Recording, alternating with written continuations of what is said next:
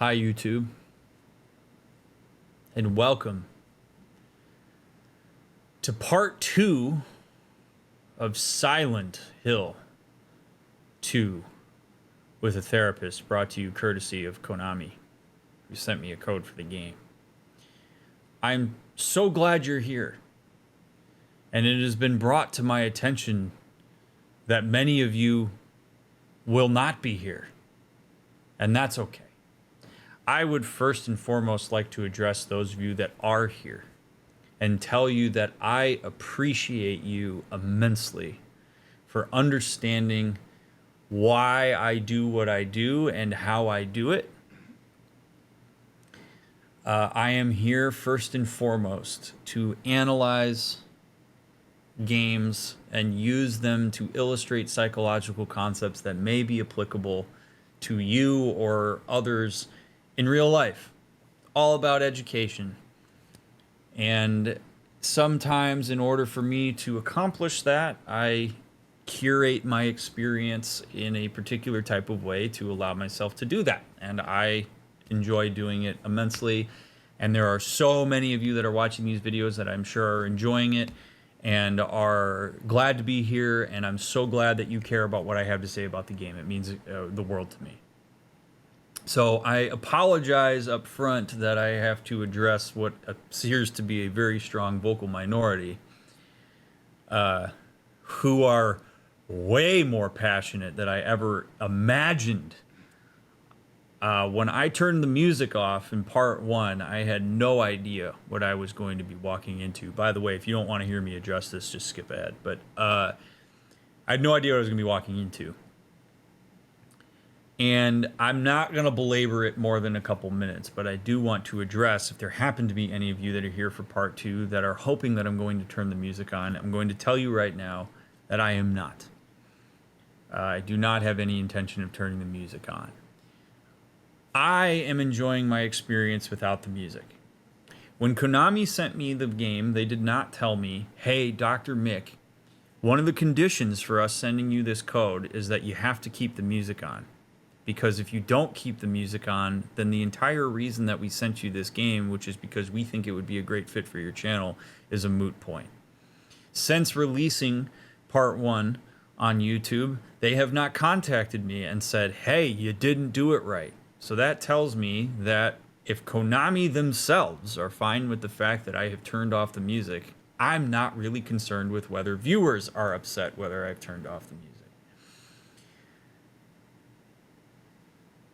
To those of you that are worried that I am not experiencing the game to its fullest, I have an analogy for you that I hope will put into perspective why I am so surprised by the intensity of the comments on YouTube, which is, if I went to a local burger place and I ordered a burger, and I ordered that burger without pickles because my personal preference is to eat a burger without pickles, and I eat that burger, I enjoy it, and I provide a very cool, unique, thorough analysis of that burger that doesn't include pickles.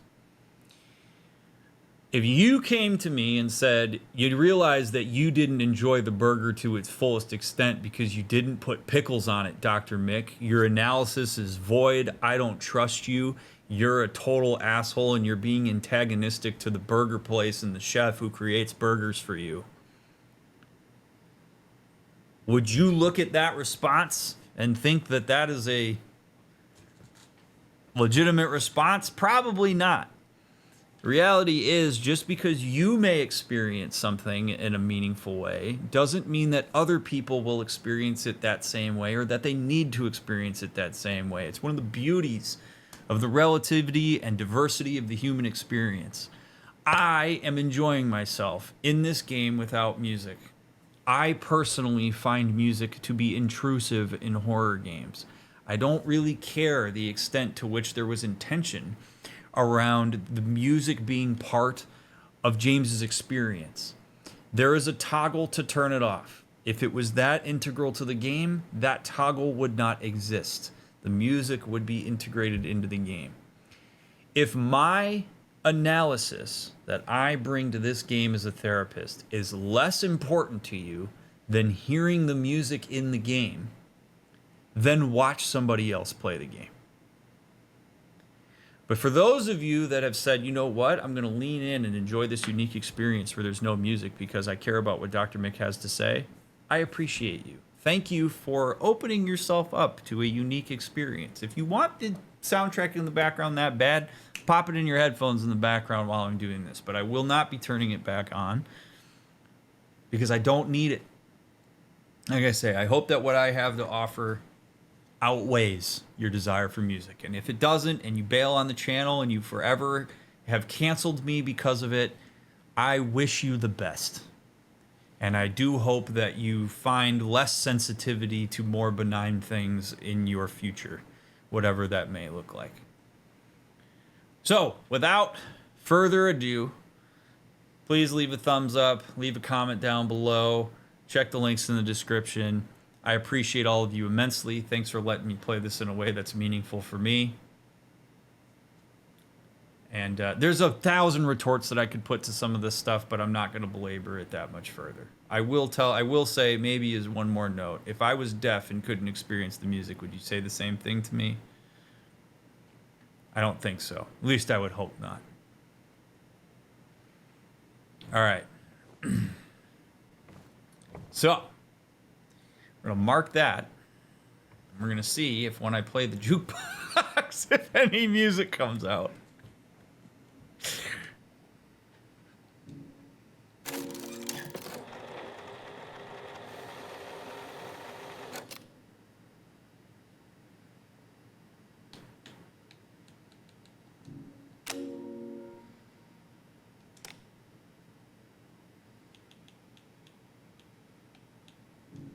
I don't have a quarter. Wait, C2.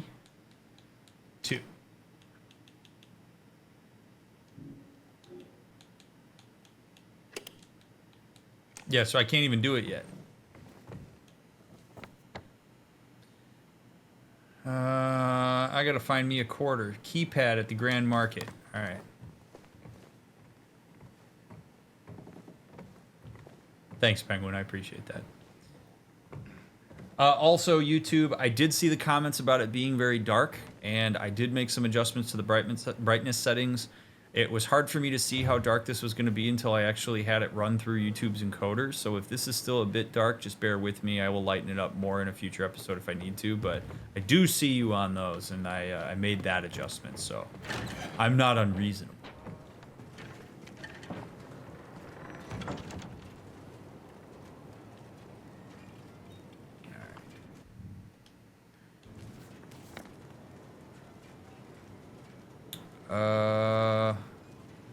Keypad at the Grand Market. So let's go see what's over there. Drove all that way with no quarters in my pocket. Yep. Damn.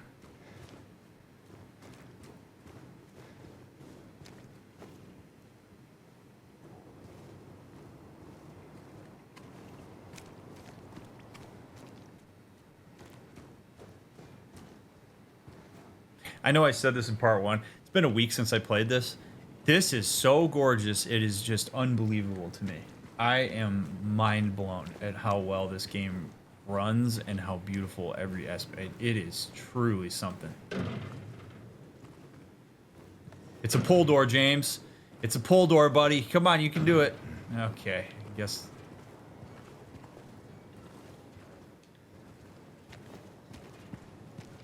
Guess not. Where's Tim Robbins when you need him?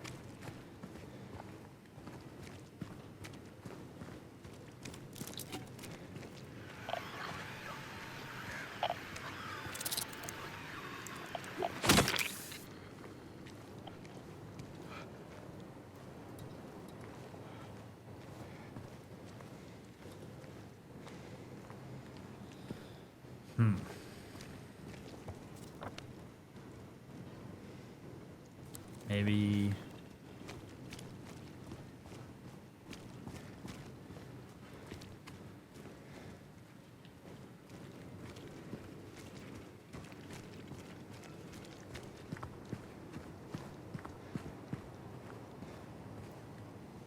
Oh, that's right. Okay, yeah, there was a keypad there. I don't have the code. So, Jukebox, Texan Cafe, Big J's, the Lucky Jade Restaurant, Woodside Apartments, Blue Creek Apartments. We gotta find a quarter somewhere.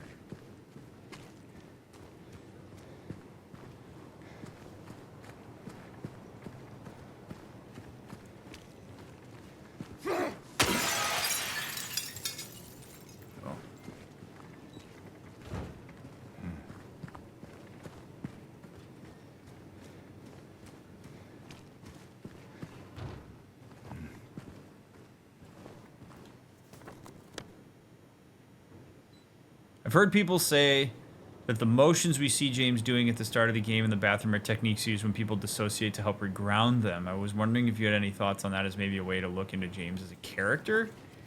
I need more context on it. It very well could be. There is some utility to grounding oneself with, like, kind of how you look at your hands or running water over them or whatever, but I would need to know more about James's propensity for, like, panic attacks and stuff before I could make any kind of meaningful comment about that.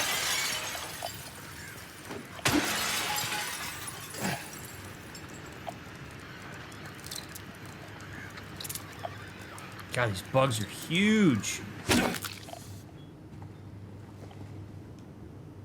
Bloody clothes.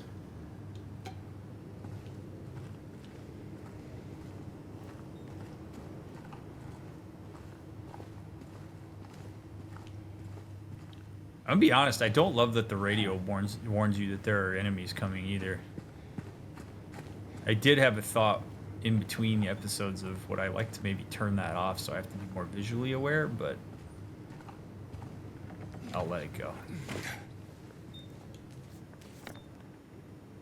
Alright, backside of Texan Cafe.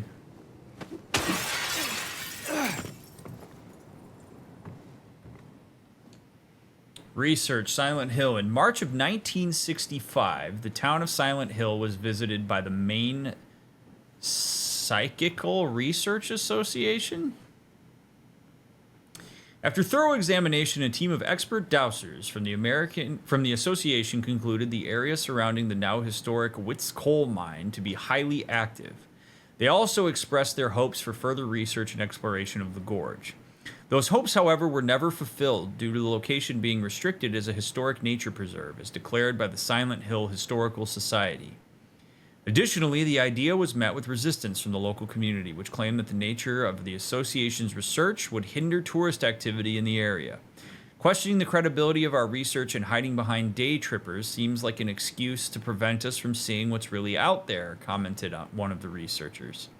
Unfortunately, none of the local representatives were available to comment on the matter. Editor's note. At the time of publishing, there exists no evidence supporting credibility of radiesthesia or proving effectiveness of any dowsing methods. Opinions expressed in the article do not reflect the author's views. Okay. I would like to know more about that. More context there would be great.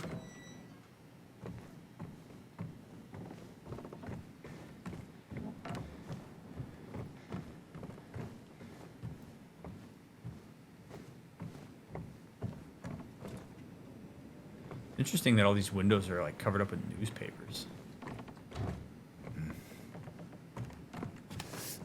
I also like that James grunts when stuff doesn't open for him, kind of like I do.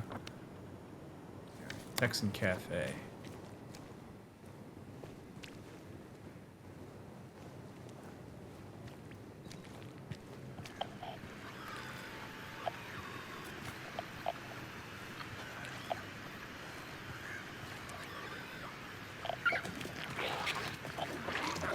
You stuck?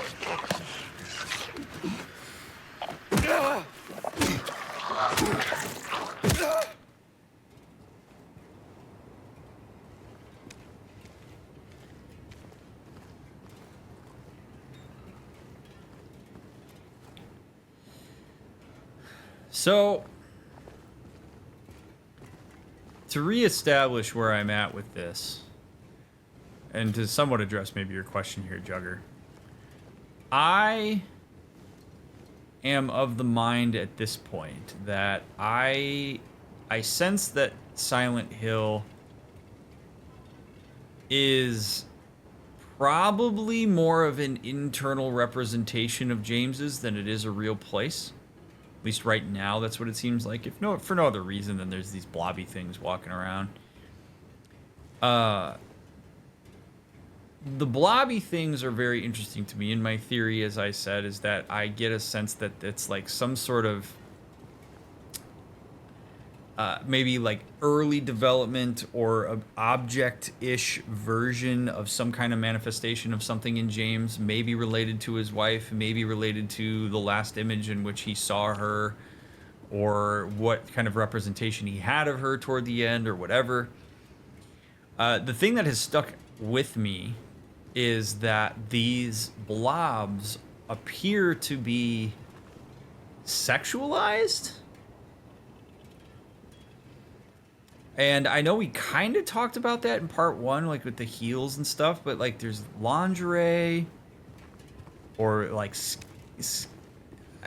skimpy clothing, like the way that they walk, like there's something very sexual about it.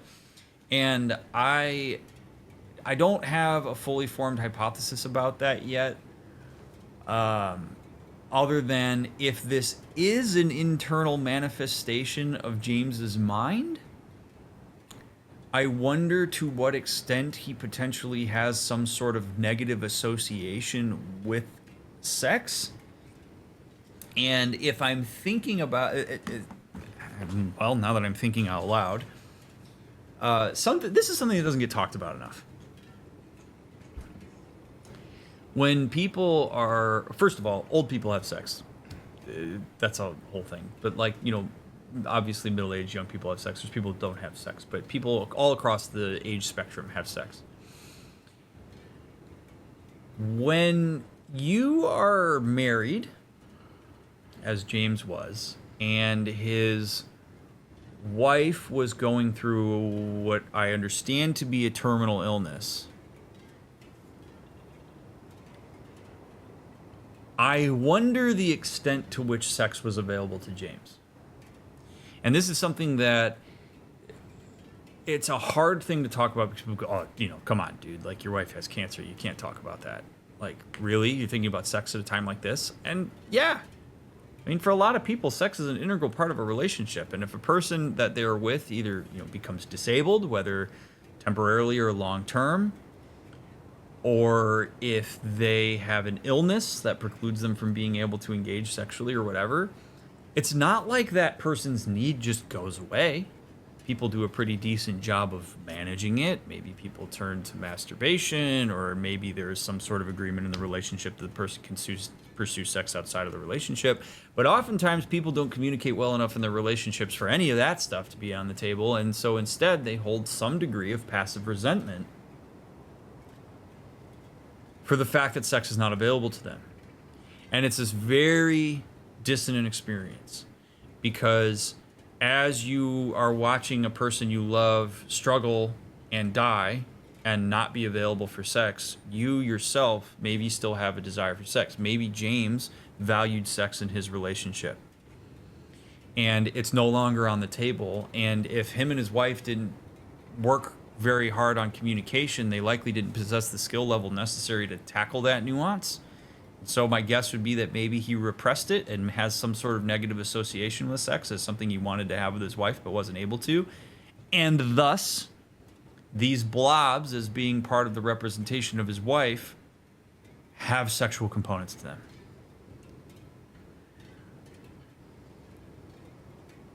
This is the type of thing that you can problem solve in a relationship pretty well if you are open to talking about this stuff. That's why I put it on the table now, because that is something that people will go like, oh, well, it shouldn't matter. It should be low. Am I really only blah, blah, blah, blah, blah. And it's like, hey, if it's important to you, it's important to you. So I will be curious to see if there are other things that are sexualized throughout this game, and I'd be interested to see what James's reaction and association to that is. So, again, Just a hypothesis. No idea the extent to which that has any bearing on what's actually going on, but obviously I've had time to think about it, and now that I'm talking out loud about it and able to really get in depth on it, yeah, it seems plausible to me. And I'm sure there are folks that are watching this that know what I'm talking about and have been in that situation before, where sex wasn't available to you and you didn't know what to do about that because it mattered, but it felt shitty to attend to it. I see you.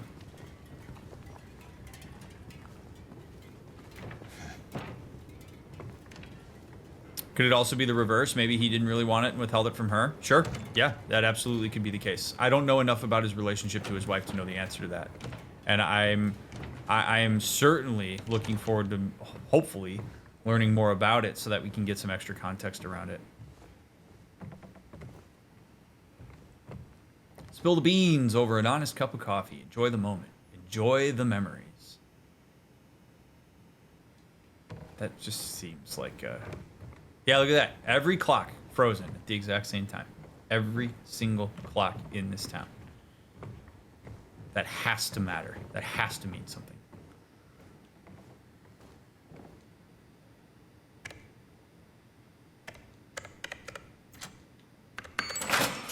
Ha! Look at that.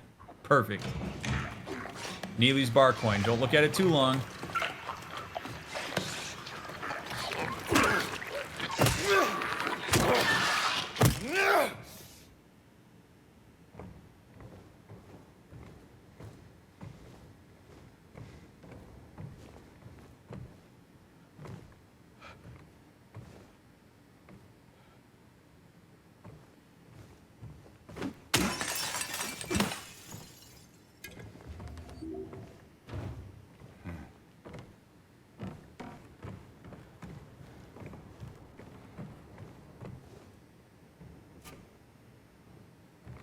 I love all the detail. It's so awesome.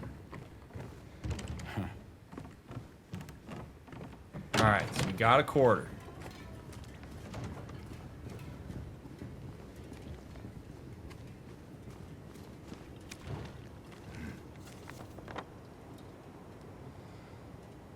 Jay's Lucky Jade.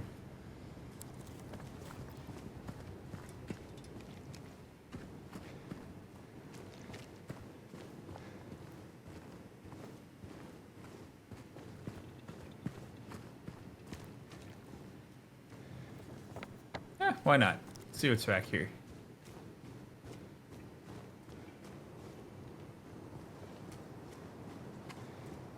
Oh, wait, I remember. Okay, we came from over here. So there's a save spot right there. Let's go. All right, so we're going to go take a right and then a left.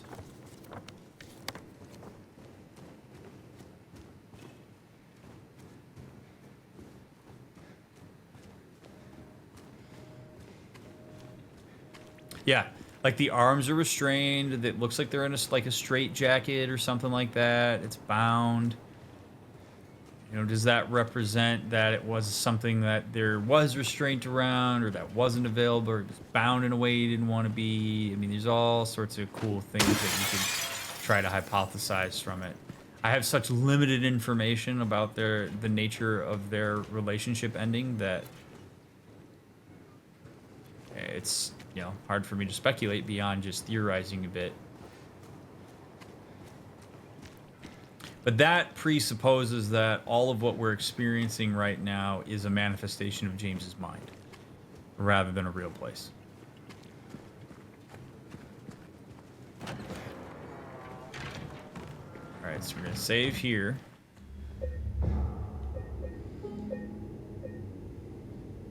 And we're gonna see what happens. If no music comes off.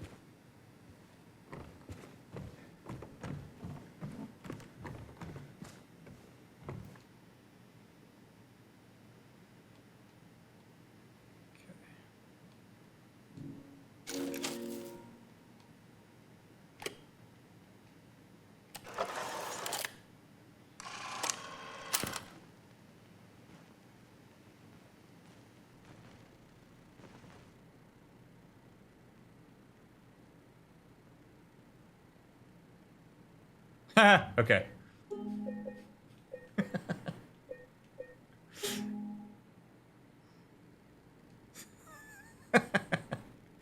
Oh, this is gonna be a trip.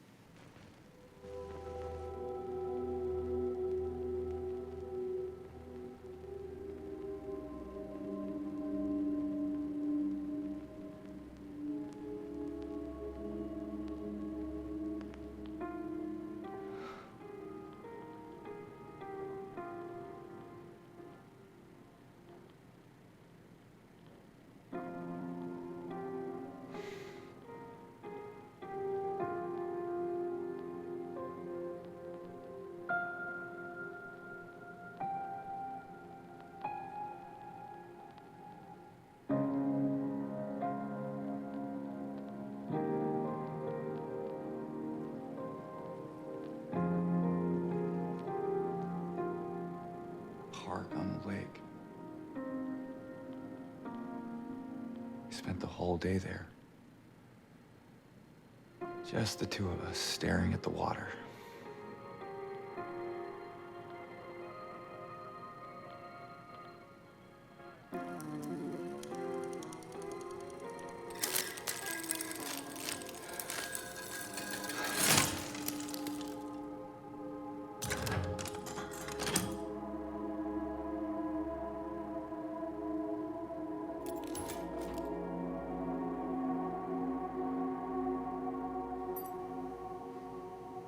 Healy's bar key.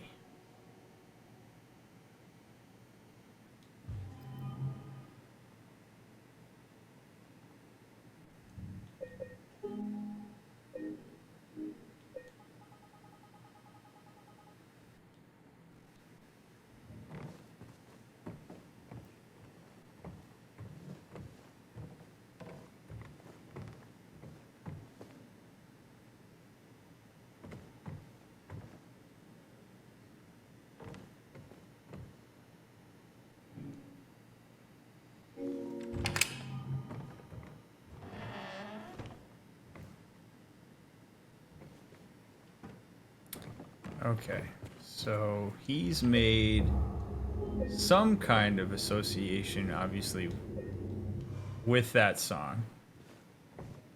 And they have been here. So, like, this is some kind of manifestation of... Again, what I would love to know is I would love to talk to James. Be like, hey, James, does this place look like the way you remember it?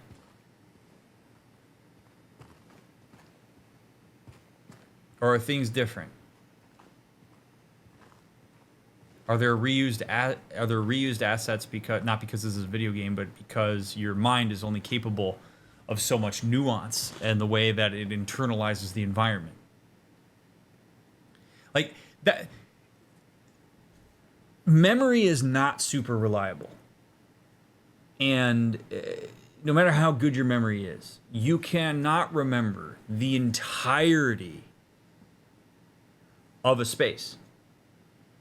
So we remember bits and pieces. We remember the meta, but you might know what your local grocery store's parking lot looks like, and you could name a whole lot of features. But if I asked you, when you went there last Tuesday, what were all the cars in the parking lot?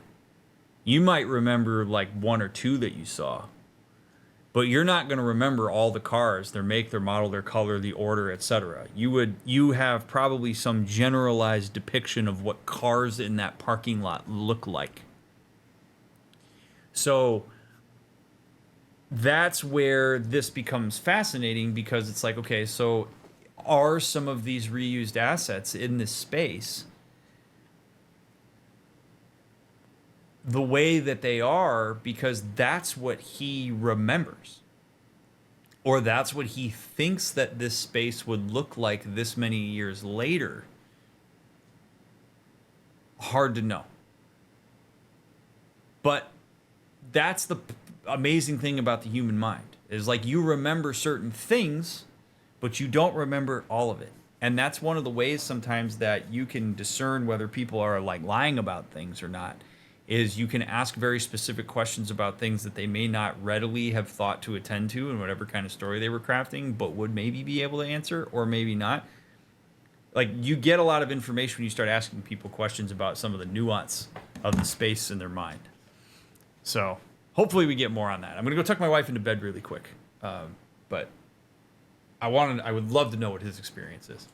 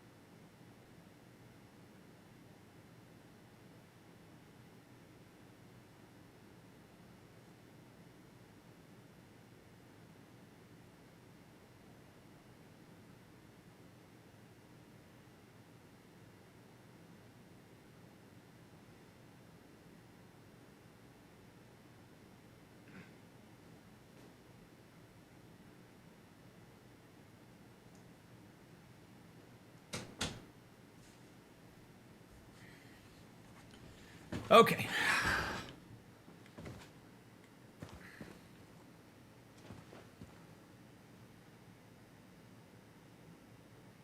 Your moment with that grill in part 1 is kind of funnier given the speech, right?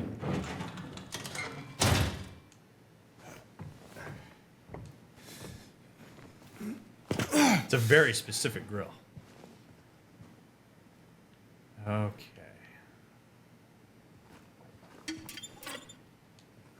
More Vitamina-Vegemin.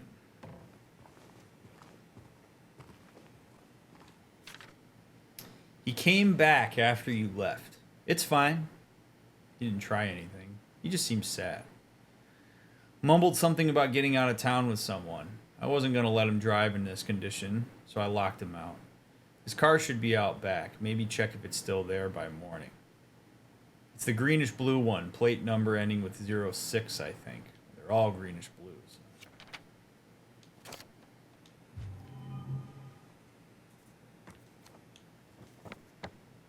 Greenish blue car. I do like the progression of the map. It's great.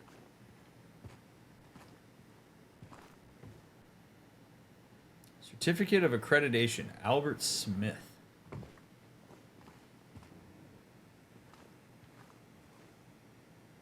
Who are you, Mr. Albert Smith, who plays darts in your office?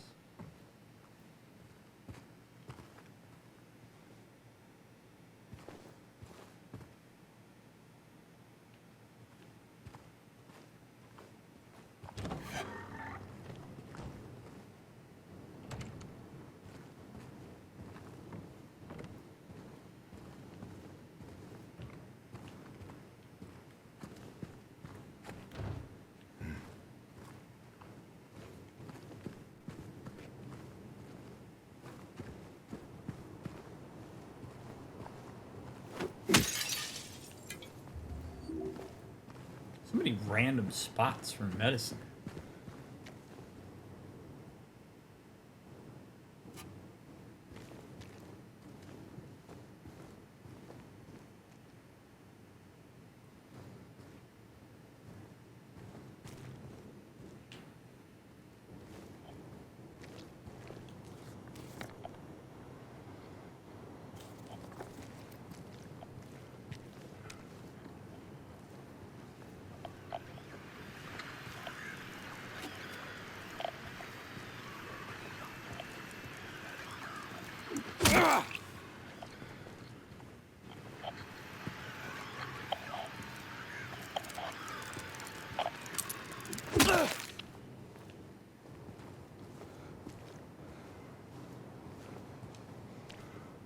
find it interesting that those bugs set off the radar in the same way that the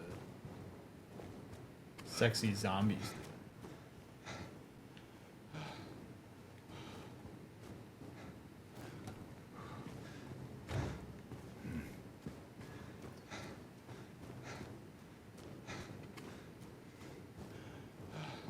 We are in America. James is a proud American, apparently.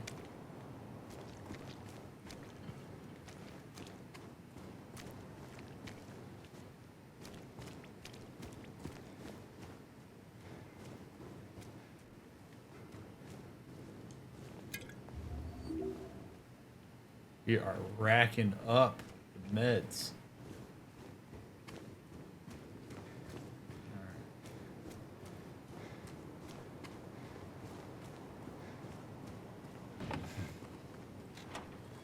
There it is. Private property. No trespassing. Who would do that?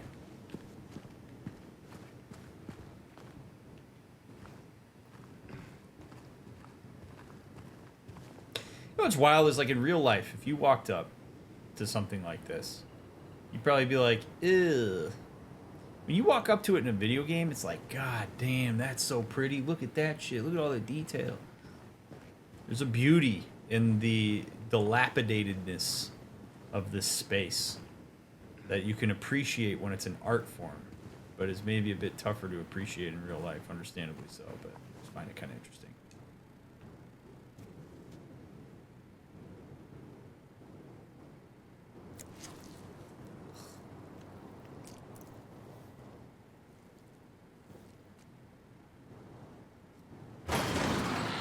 Woodside Apartments.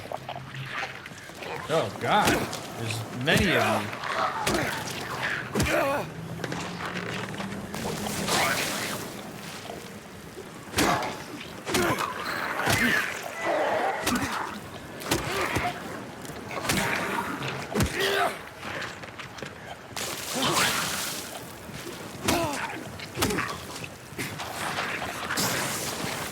You know something else about these that I would add, interesting that the weather changed, is that if his wife had cancer, there's a good chance that she probably underwent radiation therapy or chemo. And if she did, vomit would probably be a pretty readily associated thing with his wife. So if he, again, if these are manifestations of some form of his wife that he's processing, and these things keep puking and he sees that as an attack, it would be an association that he would have with his wife.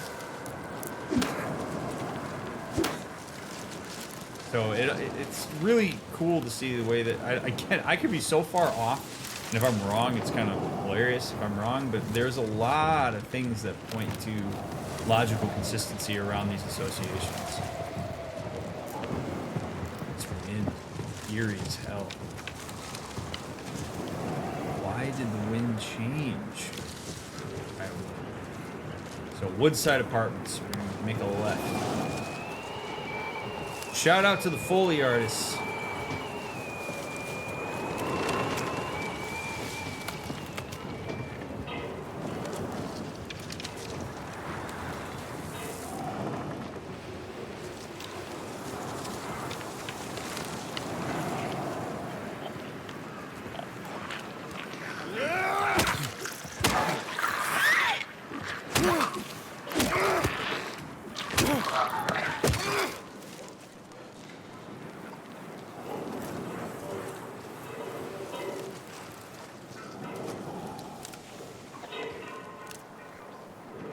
What do you think all the fog represents? Oh, I don't... If this is his mind, I suppose it could be brain fog. If it's...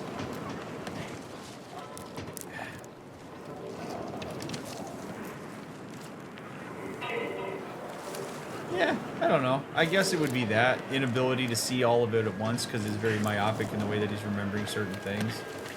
There's any number of things, I suppose, that could be associated with that.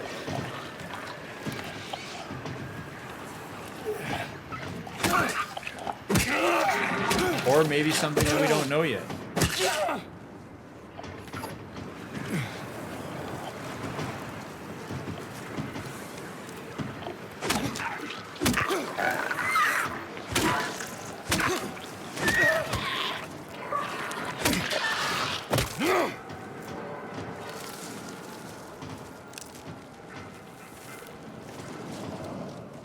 I am aware that in the original they needed to use fog in order to make sure that they could actually load the environment properly, blah, blah, blah, blah, blah. It's less interesting than talking about the psychological things.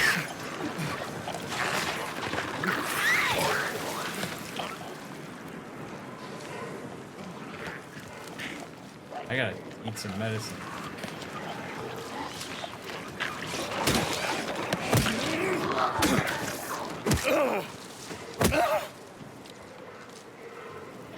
I will say that if you know what some of these things represent, I do ask that you be very mindful around your questioning because, god damn it, that's not what I wanted. Because it can be inadvertently spoilery to ask about certain specific things that I might not otherwise be attending to at the moment.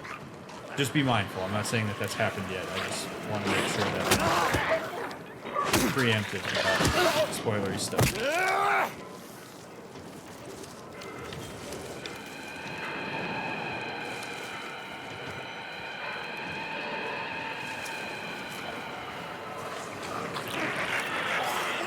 Man, these things are everywhere.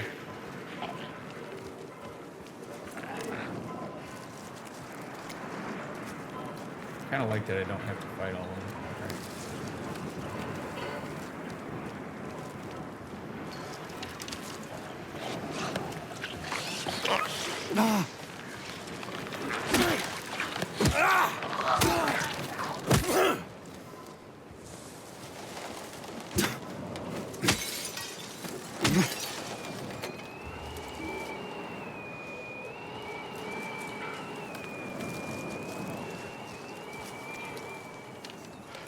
We gotta leave. Meet me there. At the cafe. Texan Cafe. But we were already there. Dude, these things just keep showing up.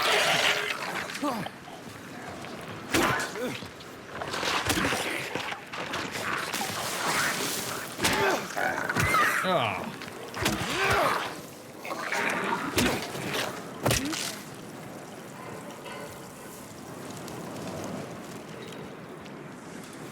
So many people here.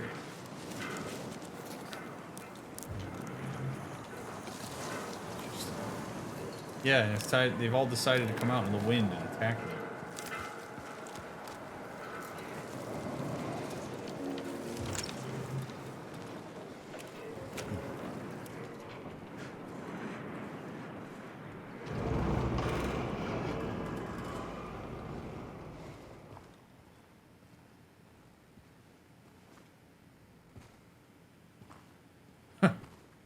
I would love it if they had a flashlight. Oh, here we go. Woodside Apartments. First floor map. Second floor map. Boy, there's a lot of apartments here.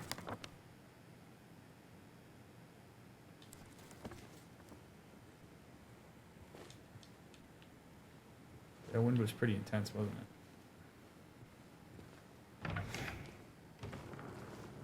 Hey, safe spot.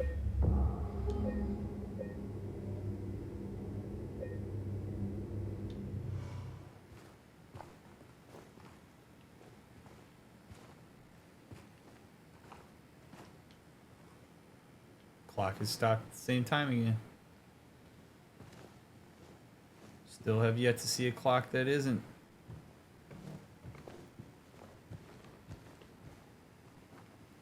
What do we have here?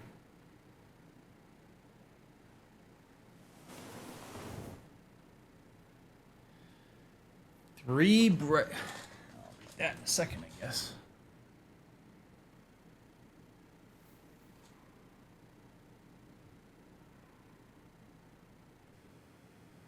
Three bright coins in the 5 holes B. First sits the maiden underneath the tree.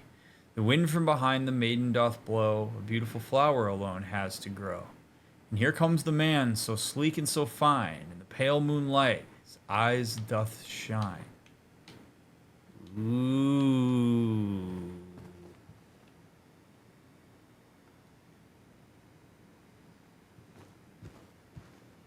Do people often try to express their trauma in concrete ways, like through art or illustrations, to make sense of and personalize their experience of the trauma? I don't know that I could quantify it, so like I don't know how we would quantify often, but people certainly do that, yes.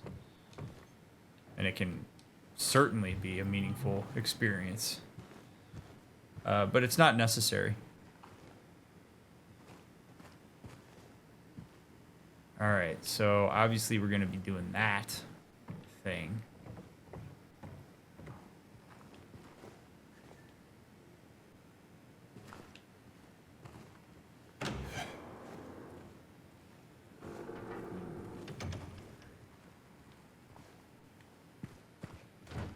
I guess I'll be curious to know how many of these apartments are even accessible. Damn, it's dark in here. Dear Madam, in response to your complaint regarding the gunshots coming from apartment 217, we've paid a visit to the tenant and he assured us that he does not own any firearms. He was fully cooperative and granted us access to the apartment. True to his word, we did not find any weapons or traces of using one. Should the noises persist, please inform the janitor. Sincerely, Woodside Apartments Administration. 217's got a gun in it, probably. Or so we'll find out.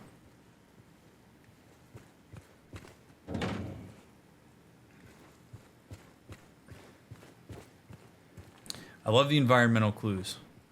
Excellent.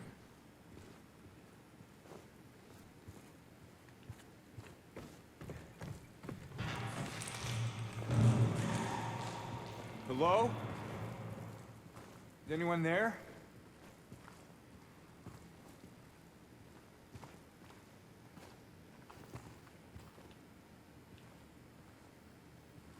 The lighting. Oh. Oh, buddy.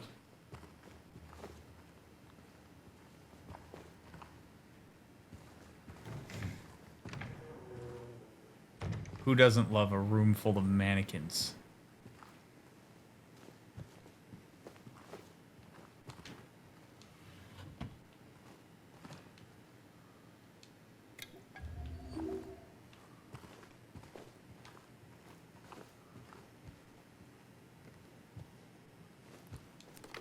Yes.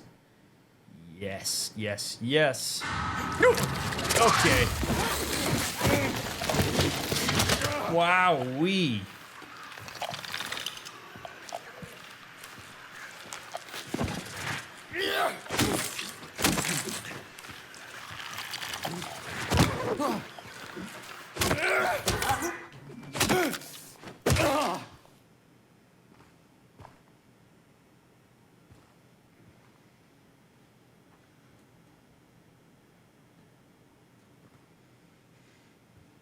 So, legs on legs. Is James a leg man? More at 5.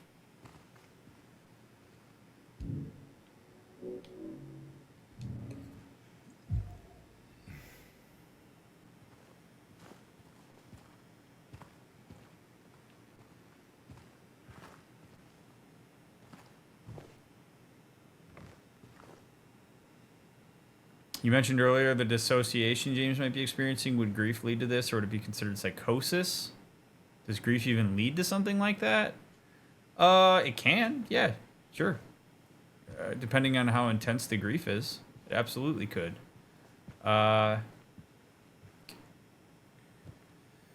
Whether it's considered psychosis, I don't have enough information here. It could. I don't know that it matters too much right now, though. Key to the chute. Chute courtyard key. These clothes. Go on. What about them, James?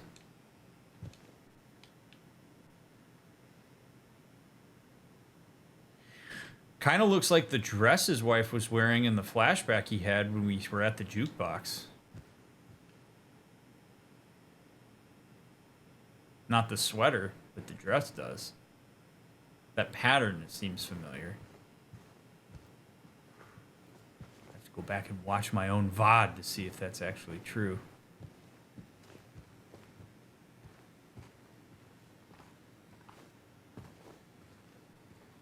Interesting. Alright. Well, I got a flashlight. That's huge. Cup of coffee in the big time now.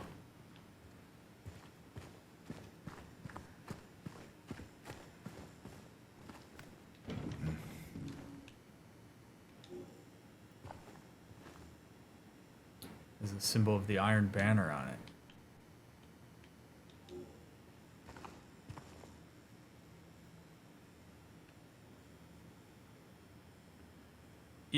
Well, no.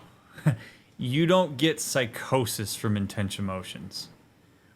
Dissociation could potentially be a coping response that you might have to a trauma or to maybe very intense grief. But psychosis being generated from intense emotion, no. Trauma hurts people, sure. Depending on which direction you spin your mind in the way that you consolidate it into your memory and stuff, that can have not so great impacts on you. But emotion doesn't really hurt people. Psychosis generally comes from actual legitimate brain chemistry issue, where like a sociopath doesn't have a fully developed empathy region in their brain, stuff like that. Like I would be very cautious saying things like if you can get psychosis from intense emotions, it hurts you, because that's not really how it works. It's usually a manifestation of like other mental illness or trauma or whatever, but like we're not talking about I got anxious because I have a speech coming up and it triggered psychosis. Like if that's the case, then psychosis was likely there already and there was a trigger for it.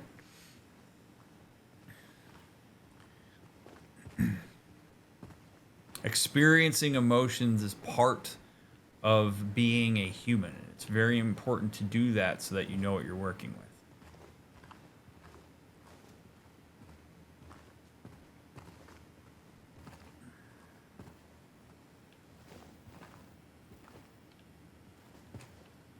All right. I don't think this is going to work yet, so I'm just going to go back downstairs. Got my flashlight, so now we go to the courtyard.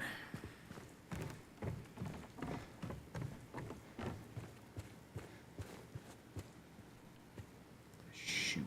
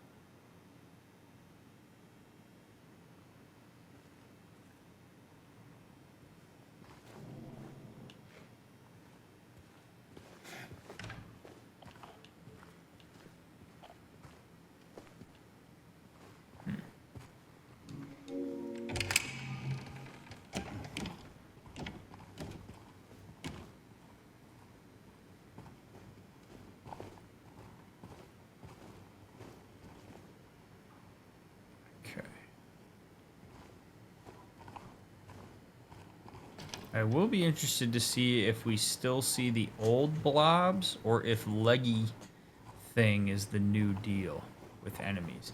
Warning, garbage chute out of order. Please do not use until the problem is resolved. Ugh.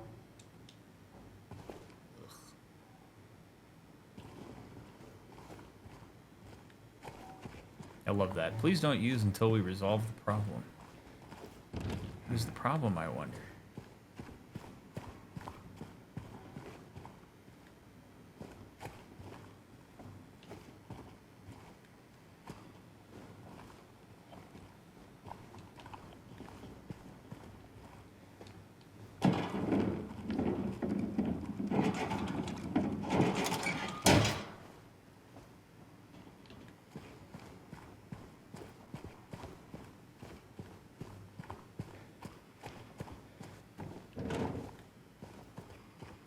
I also love that the monsters are weird, but I particularly appreciate that there seems to be a very strong reason for why they are weird and why they look like the way they do. Instead of just being weird.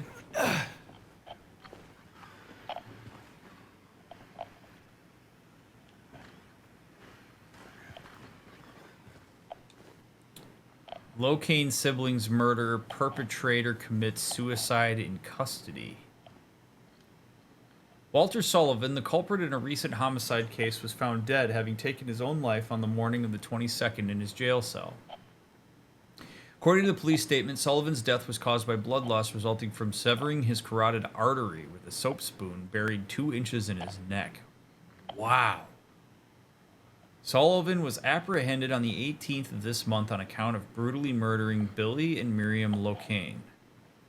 Even though Walter Sullivan did not strike a former schoolmate from his hometown of Pleasant River as somebody capable of murdering children, the schoolmate admits to having witnessed Sullivan in a state of severe paranoia shortly before his arrest.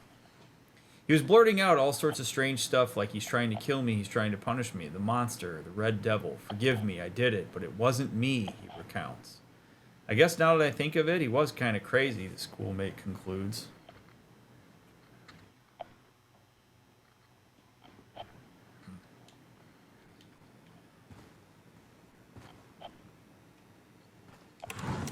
Everything in here has to have significance. And I want to know how it all connects. Like, why would that be something that exists right there?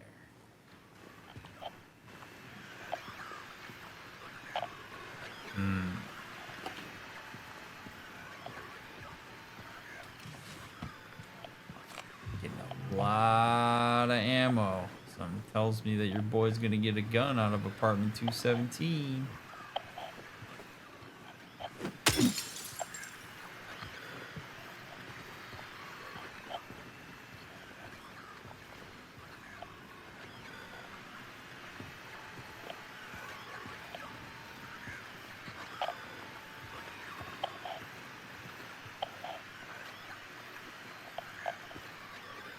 Ugh, toilet paper's gross.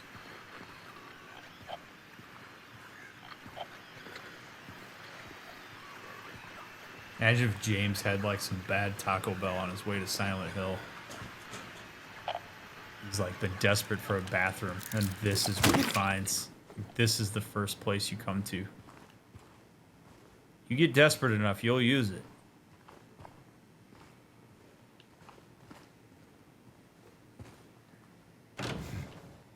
Shouldn't have got that 5-layer burrito, James.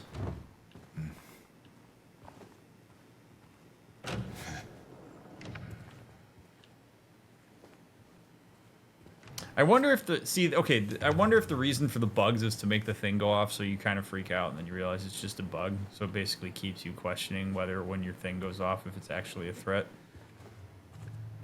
That would make sense to me if that's why that happens.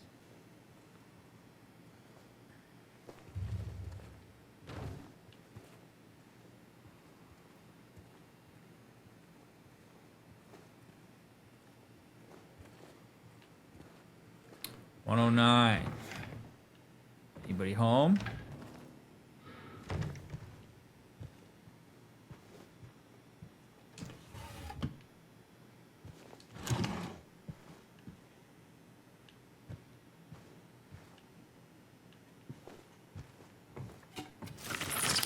No,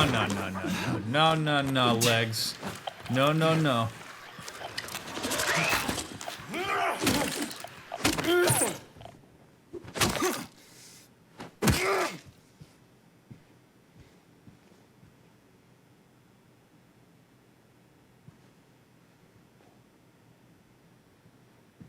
Her feet are arched as if she was wearing heels. Right? Like that is how your foot would look if it was in heels. Or like stilettos. So, still picking up the sexual vibes here on this stuff. You know, all jokes aside about him being a leg man. There may be some pretty significant, like, sexual repression here for this guy. Let's really where my mind's at with him. You can wear heels long enough that your tendon shortens? Jesus Christ. I had to wear heels one time for a theater production, and I was like, I will never do this again, and it is mind-blowing to me that anybody does it. And let me tell you, anybody who can run in heels, holy hell, are you a freak of nature.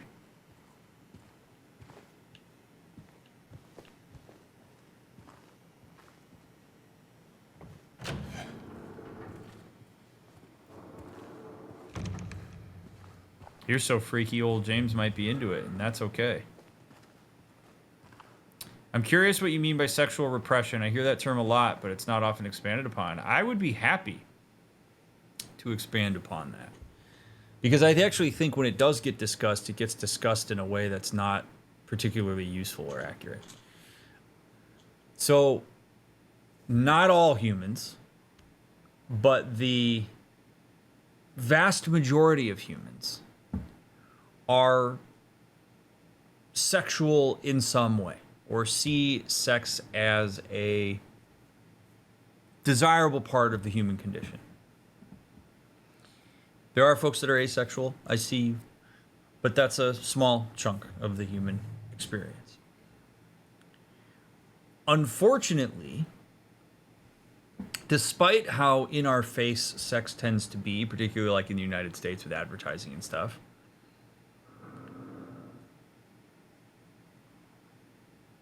sex is something that over history has a very complicated relationship with society at large. It is overwhelmingly the reason why many of us are here. I see you IVF and surrogates and all those people who have used non-conventional means of creating children. That's fantastic, and I'm very happy that it worked out for you, but the overwhelming majority of us are here because of sex.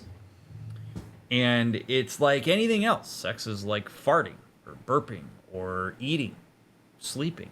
It's something that you're able to do, something that the body does, that you can engage with consensually with people. Unfortunately, the general human drive and capacity for sex in some circumstances is overridden by societal representation, where it's not talked about in a healthy way or at all. It's talked about as if it's this dirty, nasty, horrible thing, or that it's for procreation only, all these sorts of things. And what can happen is, if you're a person that's born into a space that has that as the general overarching narrative that gets indoctrinated into you, you can experience really significant dissonance with your desire to engage sexually, but not having that cultivated in any kind of meaningful way. You have a desire to eat food when you're hungry, and as a child, you're taught how to eat, right? You have, as you gain various skills, you are taught how to do those things in a way that's healthy and not dangerous. For whatever reason, we treat sex differently in a lot of areas of the world, not all areas of the world. So when you have that dissonance, there's a level of what we would call repression that happens, where a person starts to stifle their internal desire to engage sexually, because that's what the environment they're embedded in dictates is the proper or right thing to do. And the problem is that doesn't really make that stuff go away. It just makes it manifest in certain ways that may or may not be particularly healthy for you. Now, when we're talking about somebody like James, what I'm talking about in terms of like his potential sexual repression is in line with what I was talking about however long ago, half hour ago, when I was talking about how if his wife was terminally ill and was not able or was unwilling to engage with him sexually, it doesn't change the fact that he still may have wanted to have sex. And so he would have potentially, if sexual monogamy was a hallmark of their relationship, he may have had to repress some of those sexual desires and urges in order to accommodate the needs and current status of his wife. That doesn't mean that his desire for sex, his fetishes, his things that he's attracted to, etc., doesn't mean they go away. It just means that he doesn't really actively attend to them. And so if we're seeing an internal manifestation of what's going on in James's mind, the sexualization of some of these monsters would be a reflection of that association, where he essentially had to, he was forcibly placed into a position to see sex as something that is either not desirable, or he's got a bad association with it because it wasn't available to him maybe in the way that he would have liked it to be. People get very complicated internal worlds about sex because it is complicated. It's not complicated, and it is complicated. So I hope that answers your question. It's a great question.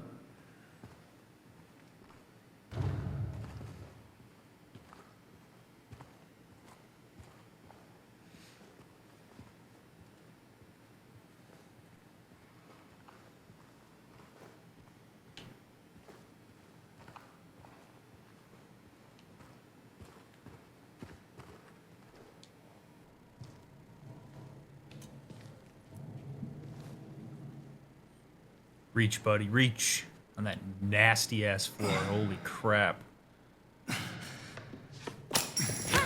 Hey! Wait! Damn it. There's a child in here? What's a kid doing here? Yeah, bro, I'm right with you. What the hell?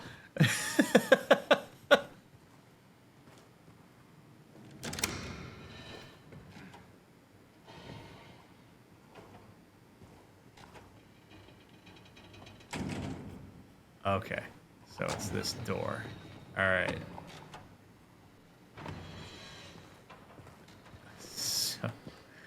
So interesting. Oh, James, did you have kids with your wife, and that also contributed to a loss of sleep and sex and so many other things that you desired and enjoyed prior to them showing up? More at 4.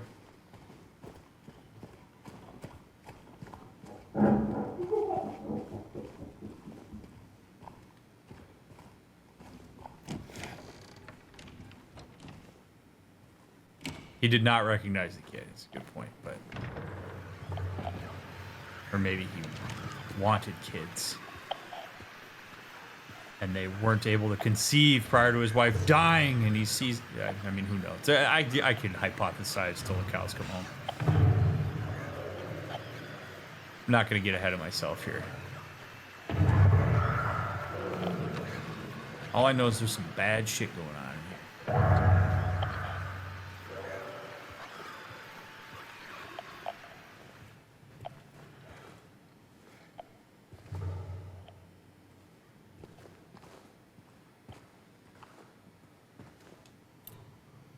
Second floor hall.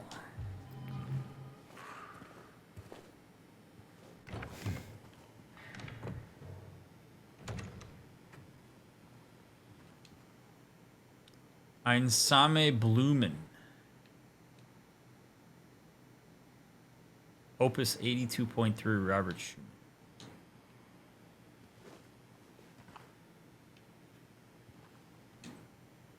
Opus 82.3.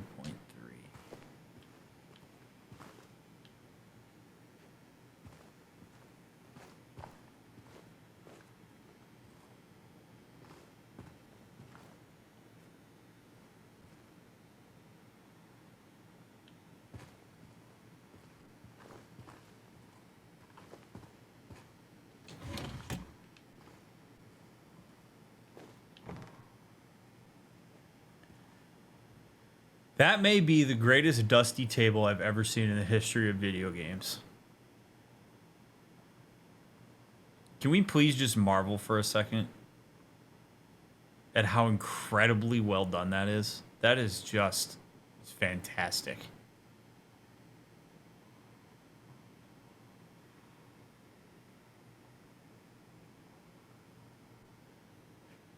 It's so good. I mean, my God. Aw. Huh. quite the artist. One sad bunny, one happy bunny. Who's the sad bunny? Who's the happy bunny? You get a lot of information from kids if you ask them about their art. Adults can overdo it, though. Adults and therapists can overdo the art analysis with kids. I do want to acknowledge that, but you can get some really good information from kids if you just engage with them curiously about the things they create. Like, ask them open-ended questions, see how they respond. Sometimes the kid just drew a bunny. Like, sometimes you draw a sad bunny, it doesn't mean that they're on the brink of depression and need to be medicated ASAP. Like, sometimes they just drew a bunny and it's sad and they, you're just seeing what it looks like. Adults make everything worse when it comes to childhood stuff. But sometimes you can get very real information from kids by asking them about their art. Look at that, those bunnies are happy.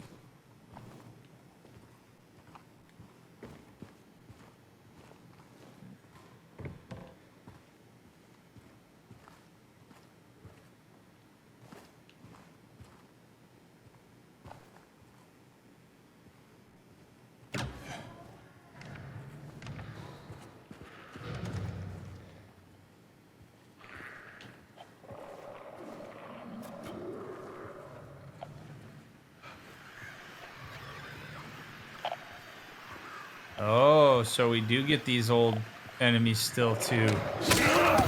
Alright. Alright.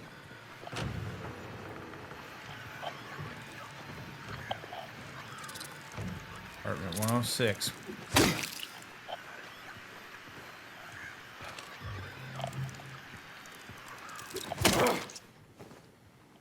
Actually, really, I do not like that radio noise. Oof, that's a creepy teddy bear.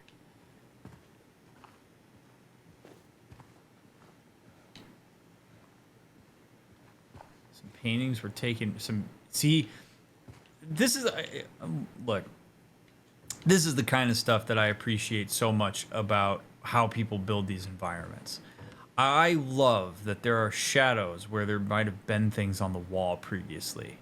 I think that's just such an awesome touch to building this space. Having the wallpaper peel and stuff is really great too, but having those shadows where you're like, man, I wonder what was hanging there.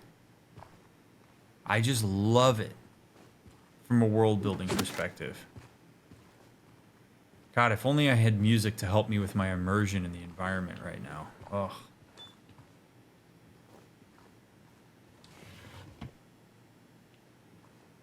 I'm certainly not doing a good enough job appreciating it without it.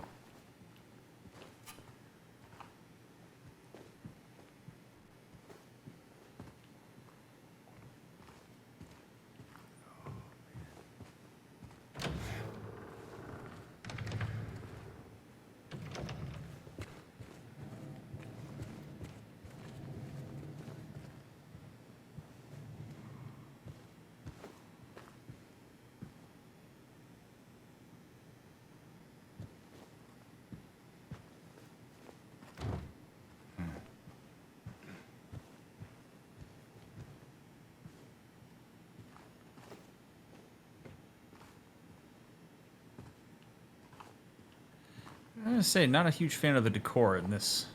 Don't love the tile. If I was showing this, I might clean it up a little bit. But to each their own. Whoa, what do we have here?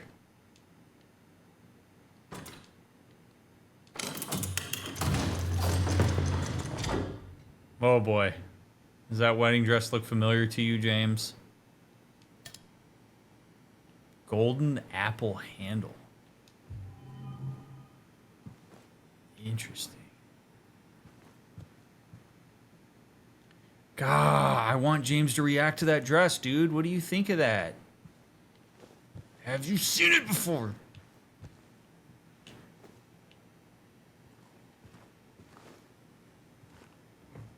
I could pick my wife's wedding dress out of a lineup. It's been over 5 years since I saw it.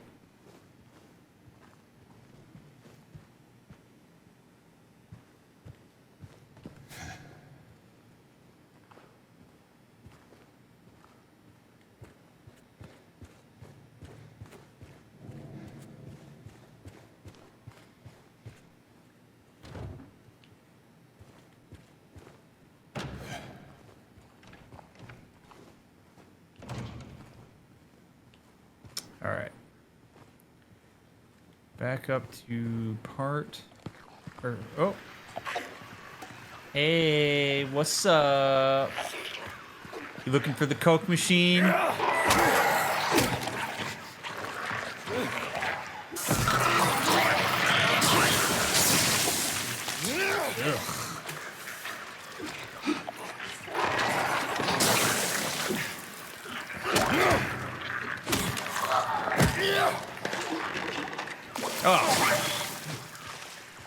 Ugh. Ah.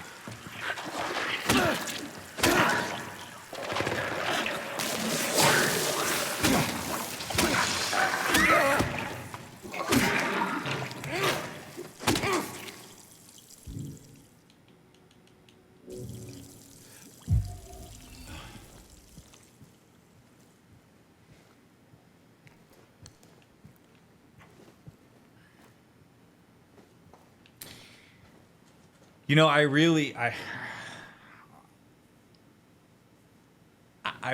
do believe that puke association has got to be something to do with his wife. It has to be. That would be a really hard thing to get away from your association. Like with a loved one. I mean, anybody who's ever known anybody who's gone through like chemo, you know how bad it is. I mean, or if you've been through it yourself. I mean, holy hell, it's awful. Yes, wife was confirmed to be ill. She was terminally ill. If I remember correctly, they confirmed that it's cancer that she died of. And not only is the vomit itself really brutal, but it is like pungent and nasty. Like it's like radioactive sludge. So unfortunately, it's a thing that tickles many of the senses. It's gross to look at, it's gross to hear, it's gross to smell. I mean, in a lot of ways, there's an evolutionary reason for that, which is that if you see that somebody is sick and you smell that somebody is sick, you should stay away from that person. We override some of that evolutionary stuff by virtue of being humans that are capable of doing that type of thing, but it'd be really hard to break that association, particularly if James is a person who's like sensitive to vomit.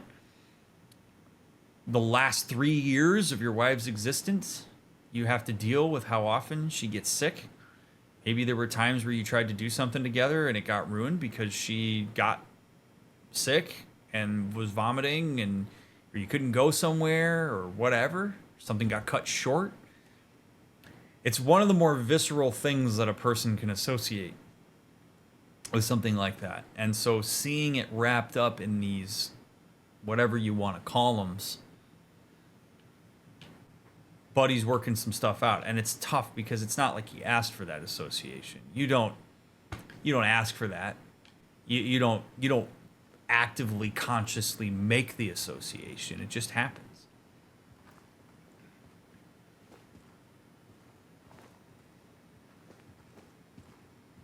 And then you get all sorts of complicated feelings and thoughts about it because you're like, I want to remember this person in this particular way, and instead I'm remembering them this way, and I don't love that.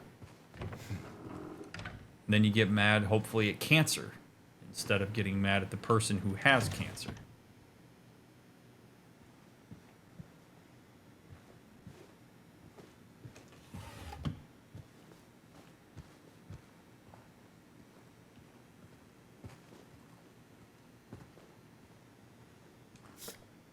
Valentine's Day. Somebody needs to get better at taking Polaroids.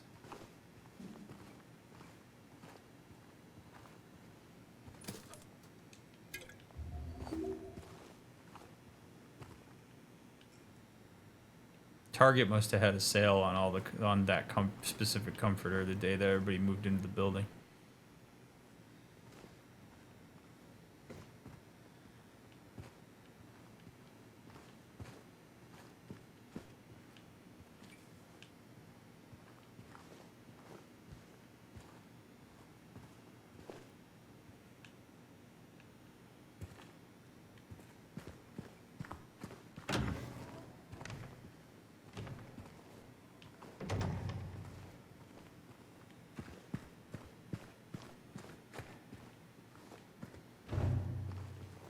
All right, now we go upstairs.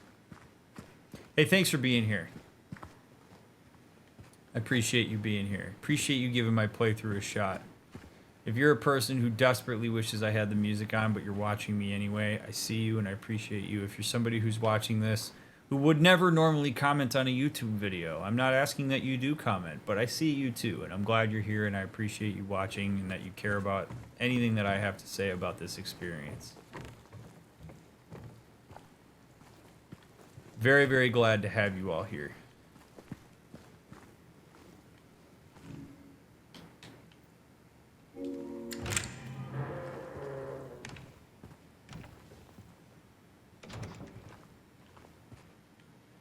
I am terrible at reading graffiti, so if those say anything, I ain't your guy. Whoa, this one's already dead. Did the kid do it? Oof.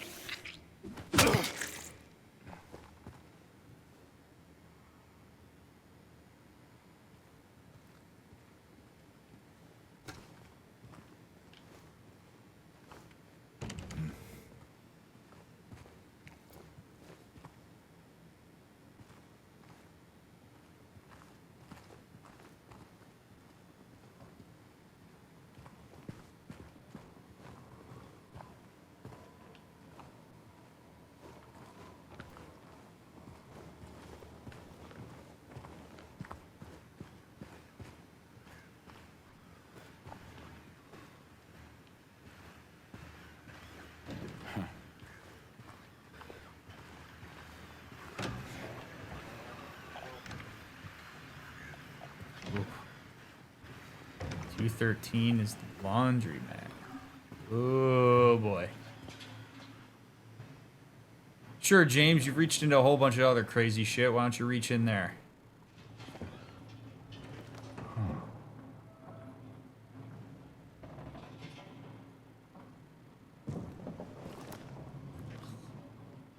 He touched the edge. There's a coin down there, James.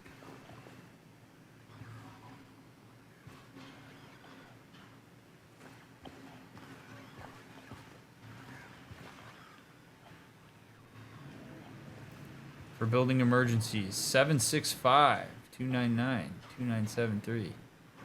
765, I'm pretty sure that's the area code where Purdue was. Laundromat rules. No running or playing around the machines. No dripping or dragging wet clothes. No tampering with the machines or coin changer. No standing on machines. Do not overload the machines. Exact change only. No dyeing or tinting clothing. No metal clothing or objects. Please check pockets before washing.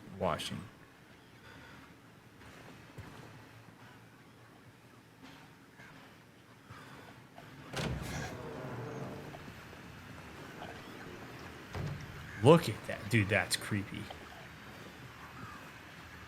That is some creepy shit chilling at the end of that hallway. I don't like that.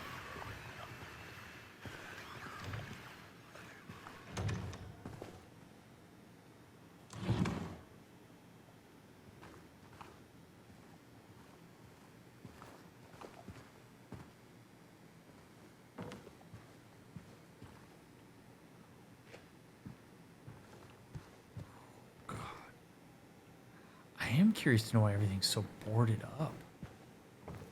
It's like there's some kind of like storm or something that came through here. What's going on here?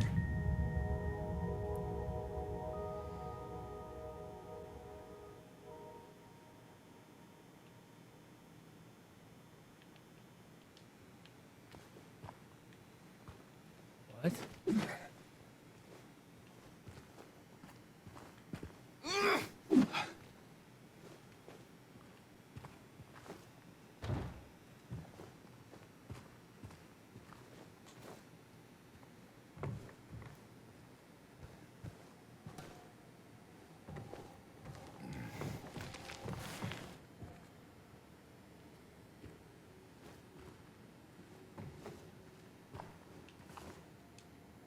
Due to the ongoing renovation works, tenants are asked to keep out of the third floor of the building. Sincerely, Woodside Apartment Administration.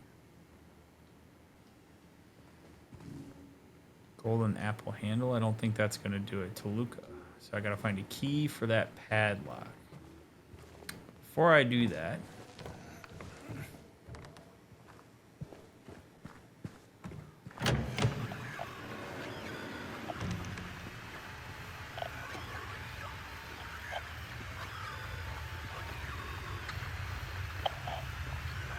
The hell is that?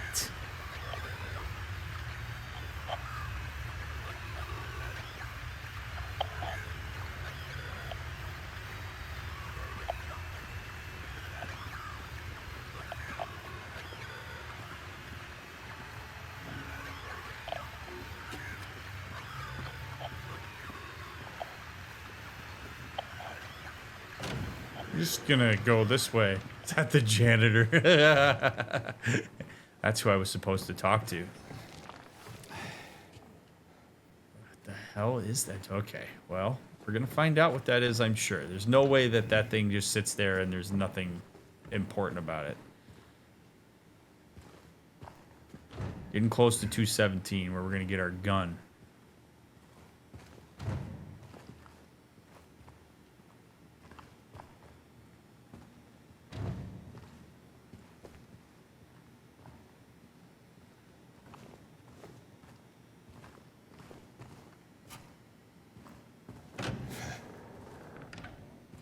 Oh, dude, the lighting on those bullet holes, are you kidding me?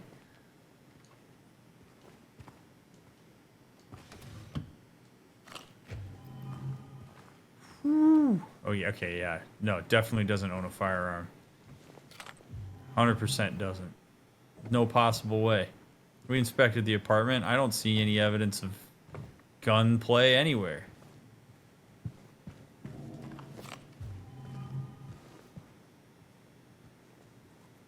A shopping cart with a gun in it. Hold left trigger to aim, press right trigger to shoot.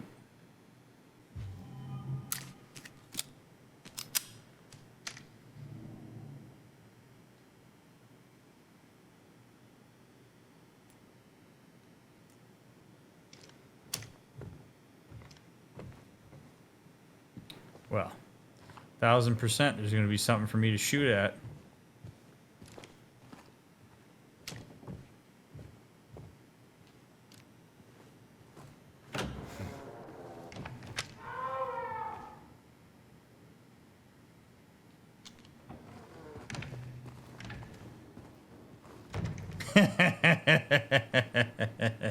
All right, now we're getting into the meat and potatoes. We've had the appetizer. It's meat and potatoes time. Chat.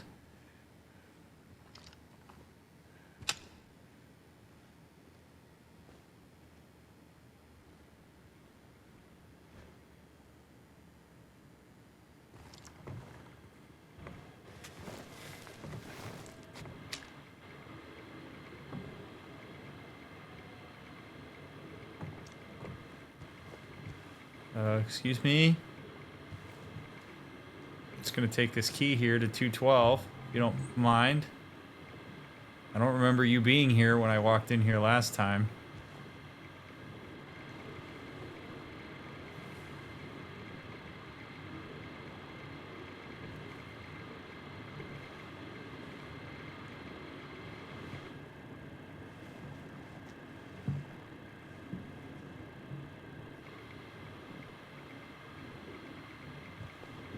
Really? We hesitate to take the lid off. I wonder why. This is one of the only humanoid...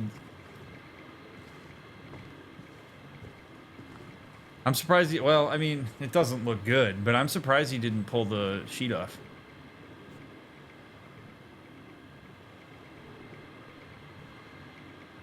Would I pull the sheet off? 1000% I would. Yes. I'm not saying it's necessarily the right decision, but it is what I would do. Something got moved here. See scrapey on the wall? Something's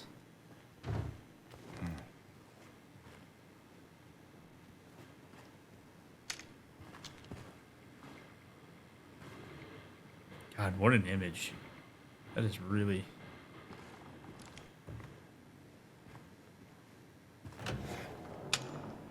Oh, good. Okay. Yep, you're gone. Okay.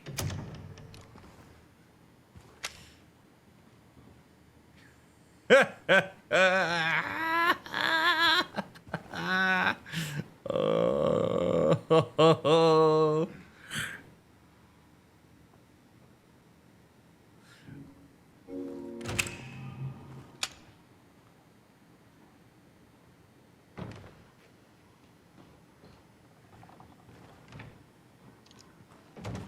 Woo.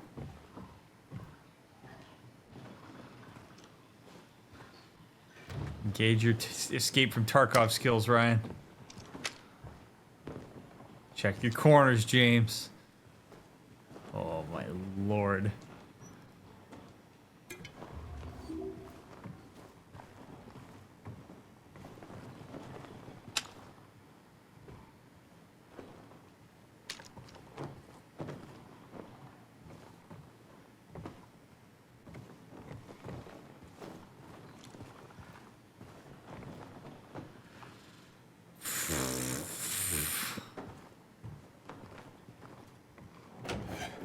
My hands are sweaty right now. Oh, this person smokes.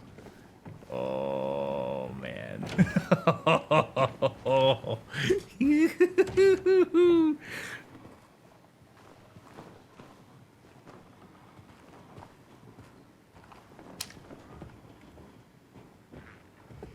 James, we can go home anytime, buddy.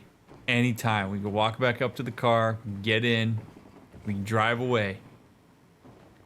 We don't have to do this whole work all your shit out therapy thing in Silent Hill. There are better ways. You move to Nevada, establish residency, call DrMick. He'll work with you, bud. You don't got to do it this way.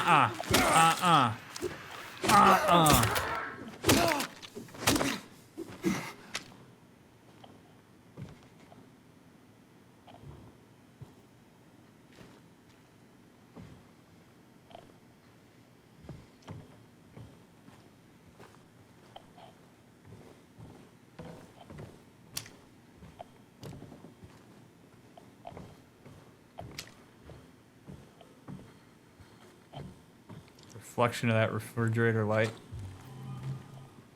10 out of 10.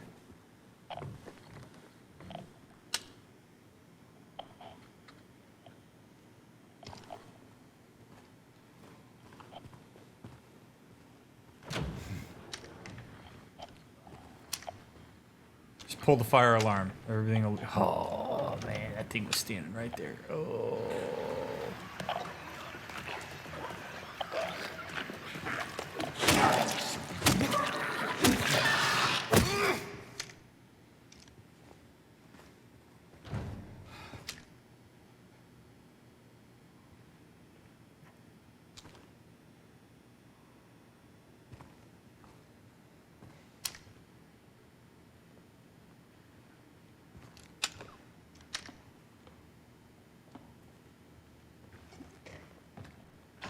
I don't want to make noise with my gun if I can help it.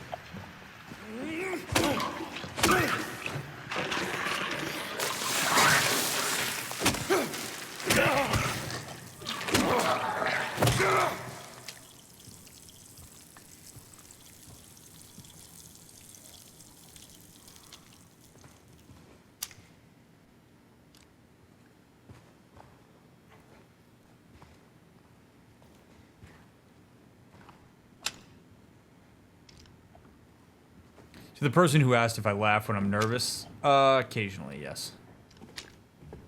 It is one way that I manage my increased sense of anxiety physiology. Yeah. Welcome home. Jesus.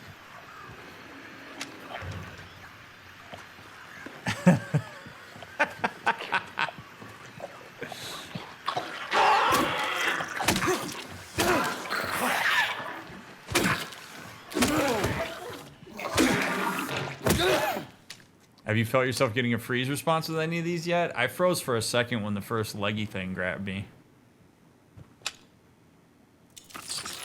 Yeah, I see you.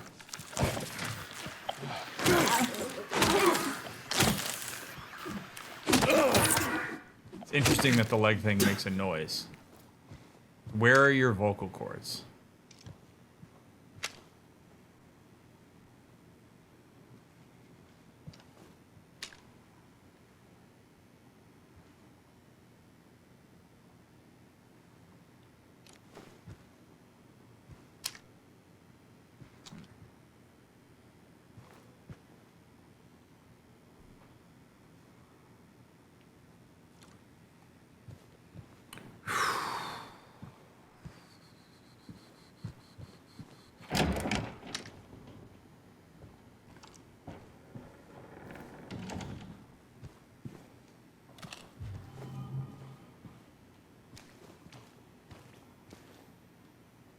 I do also like the variety in the apartments. Also appreciate that there's shampoo just chilling in there. It's great.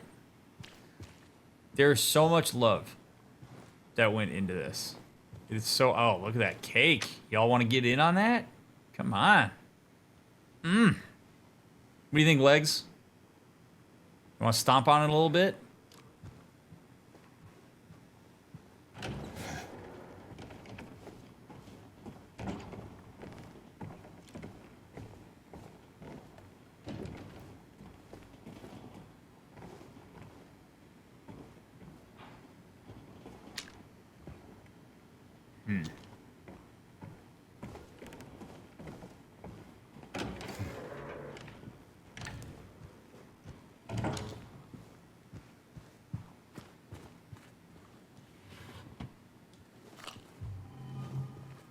Racking up the pistol ammo. I'm okay with that. I need some water, man. Getting cotton mouth.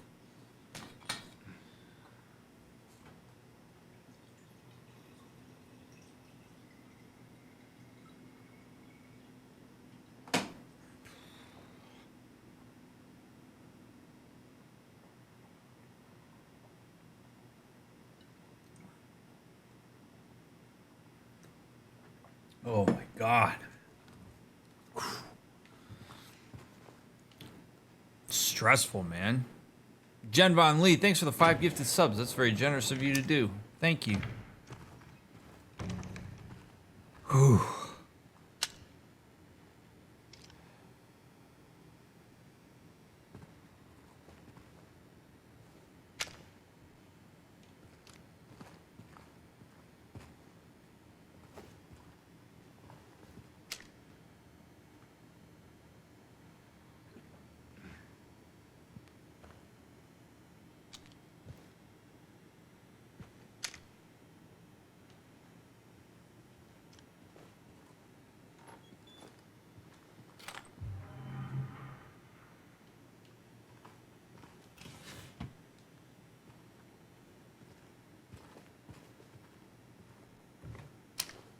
I am actively managing my breathing while I do this.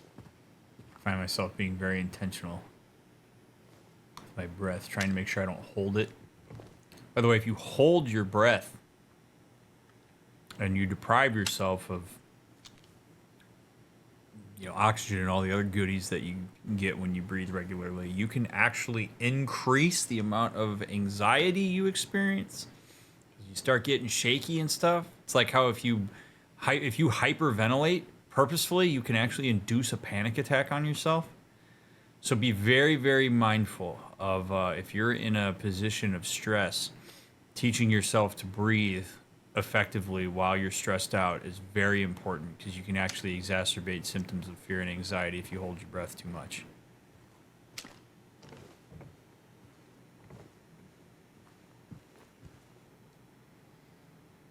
You must think I'm cruel, but this prison is of your own making. The choice was yours. I watched you make it over and over and over again. This time, it's not going to be any different, and I'll be here watching.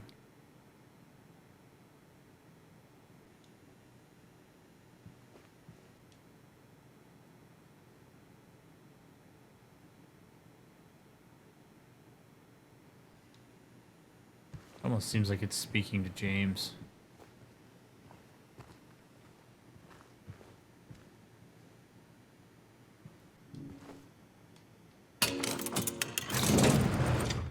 Oh, baby.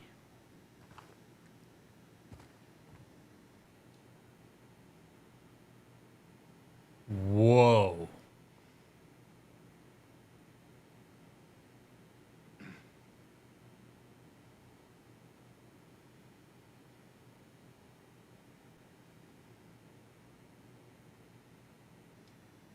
I'm going to turn around. Something's going to be here when I turn around. I know it. Oh. Oh. Oh.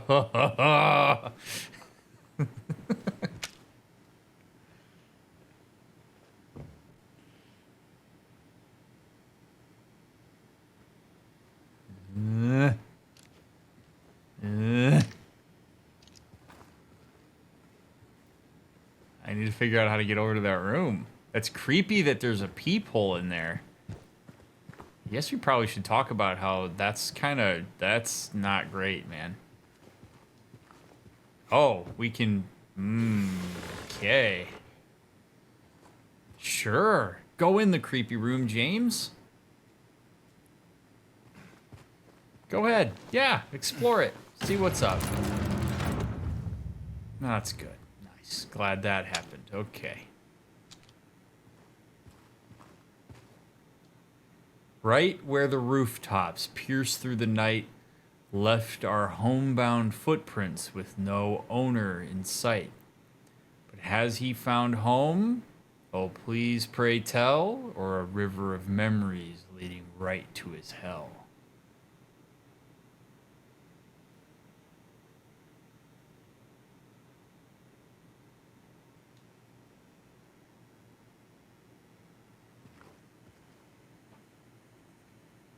The town is speaking to me.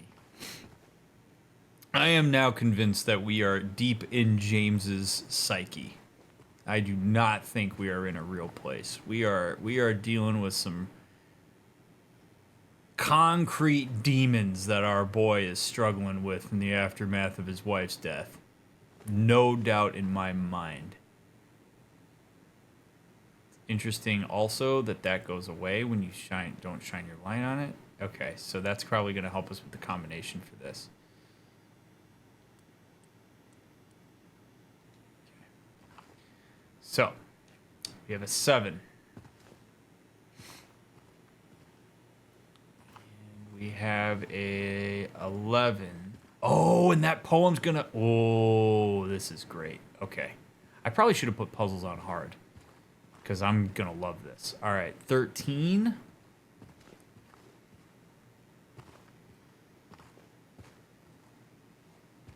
All right, we're going to get a key out of that safe, I'm sure. All right, so we have 13 is the mountains. Or 13 is the houses. 11 is the river. 7 is walking to the house. Right where the rooftops pierce the night, that would be 13.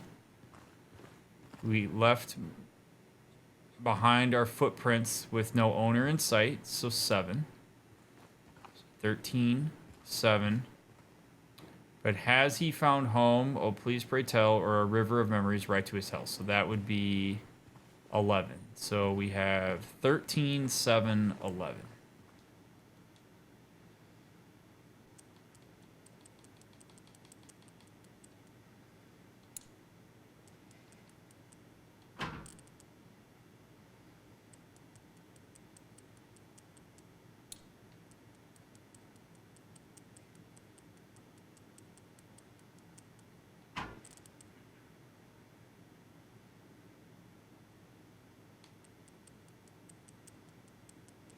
Is it 13, 11, 7? No. Okay. All right. Hold on.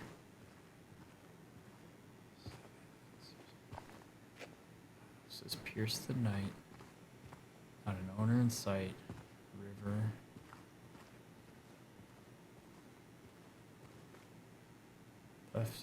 Left our homebound footprints with no owner in sight.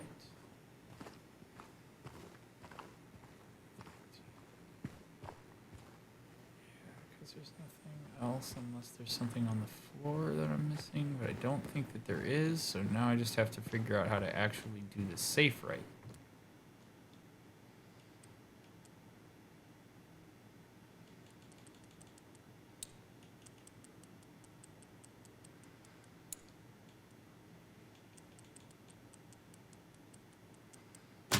There we go. Okay. Thought so.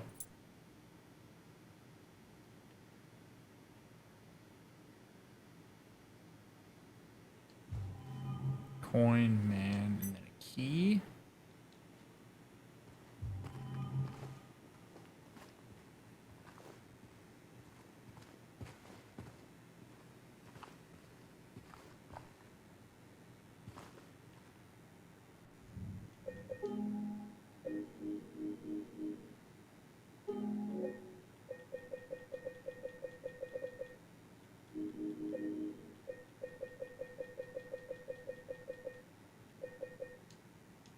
I'm not worried about it. All right. Does that mean the special place in the note was talking about were the possibly good memories that James has repressed somewhere in here? Maybe. I don't know. We'll find out.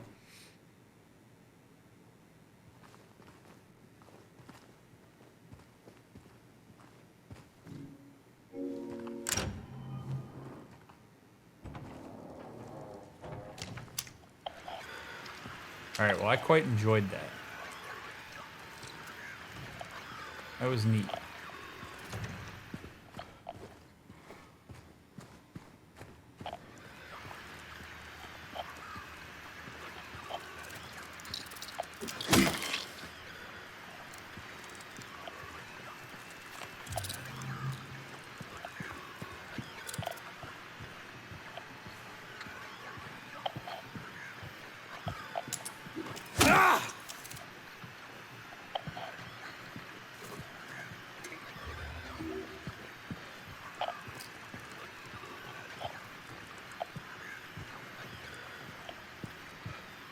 Oh, you!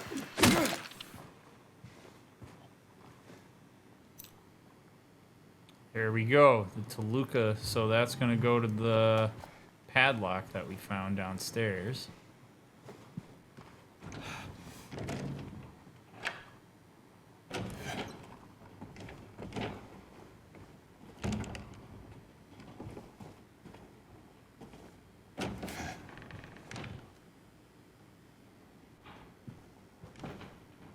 Oh, we're back in the welcome home room.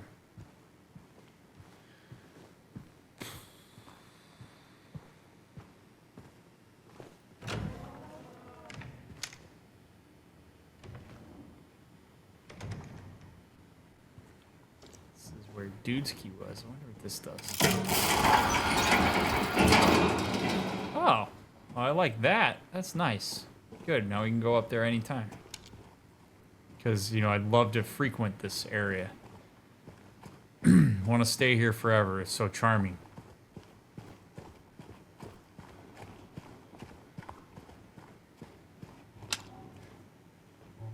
Oh, that kid is nowhere to be seen now. And by I love that, I mean I don't love that.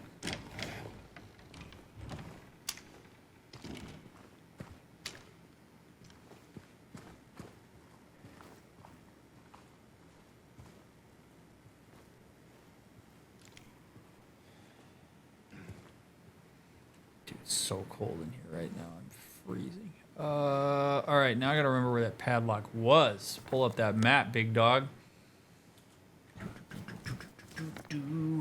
Gotta get my blanket.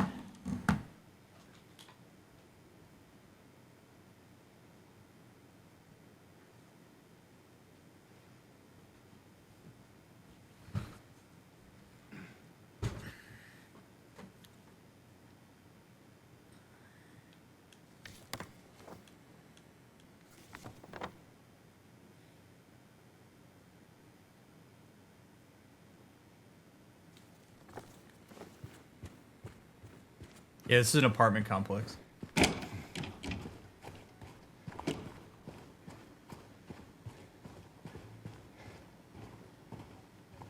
Didn't that... Okay, so there was like that room that had the laundry chute. And there was like a coin inside of it.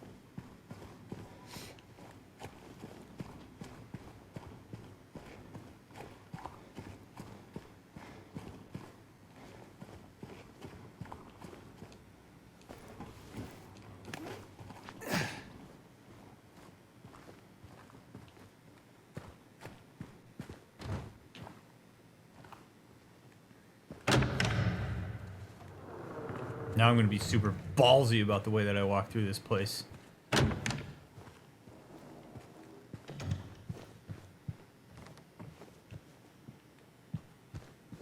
Can't scare me now that I've seen you once.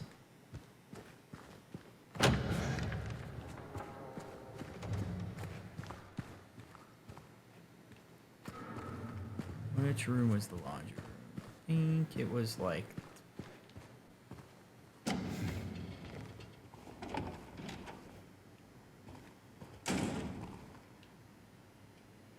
second floor. We're gonna go to the second floor. Speedrun strats. I wonder what the speedrun record for the remaster is. Somebody has to have set it already, right?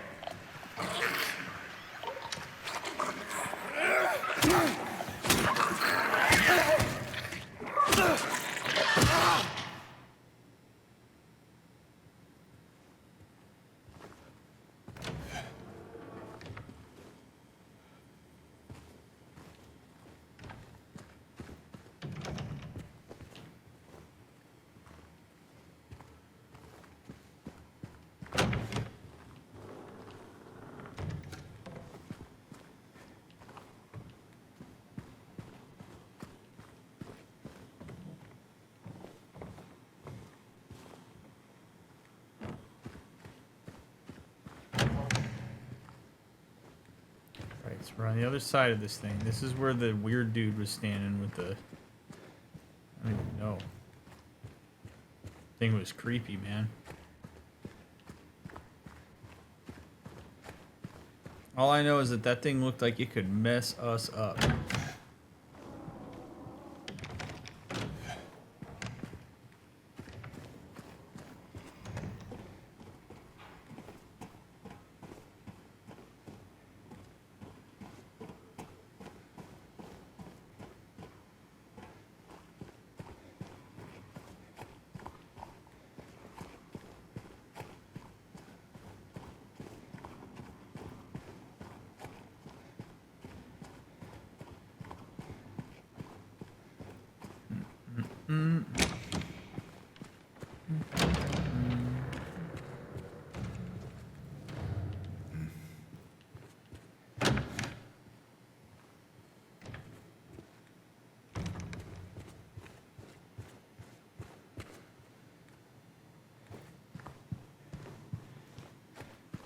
Padlock was on the other side of the wall that I had to like climb through, like the red door. But that was up by the other side where the dude was standing, which means I'm gonna need to go back up to the second. I wonder if that was Pythagoras himself standing there.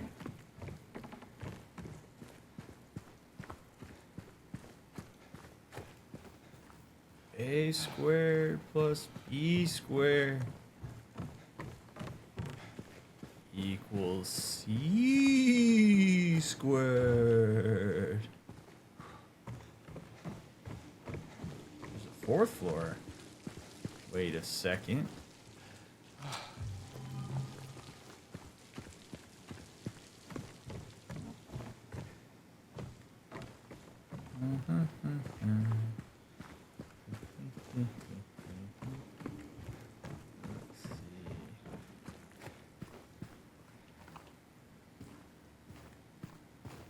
Yes, then we go this way.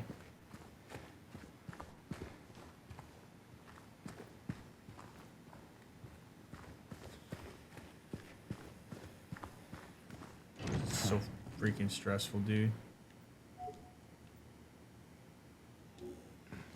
201 we don't have the key for yet.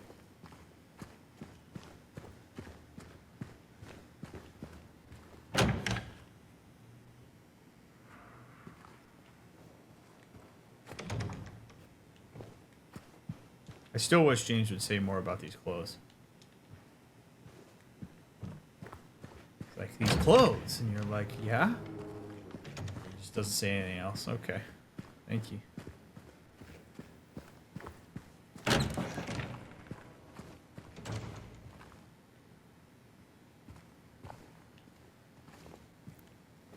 Okay, yeah, the laundry is going to be around here too.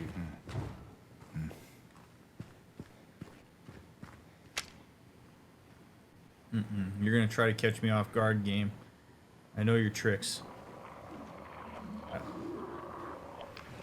I let my guard down because I'm retracing my steps. Yep, I see you.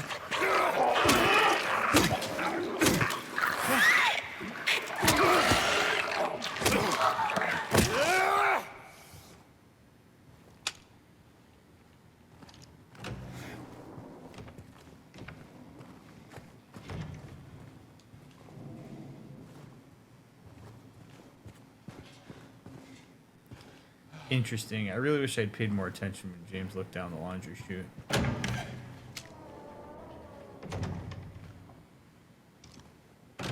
Oh. Why'd that 3 get swapped around?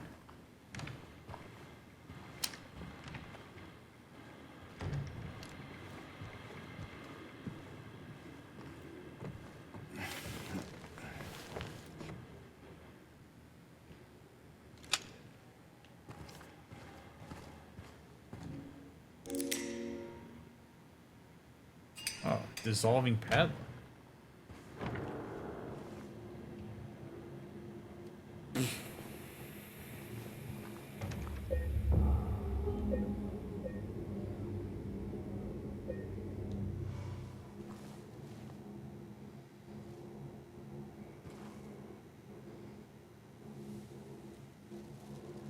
Oh, I don't want to stop. This feels like a good time to stop.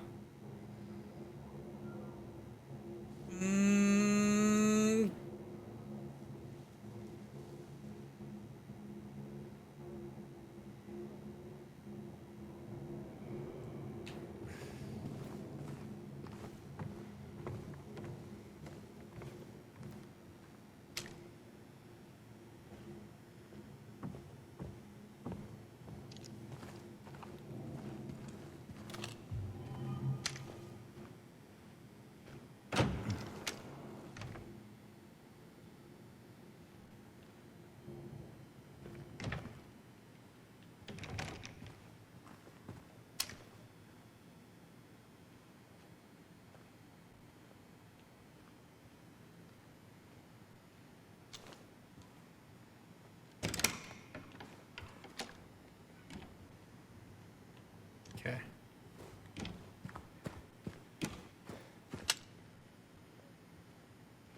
We're gonna stay on the first floor first.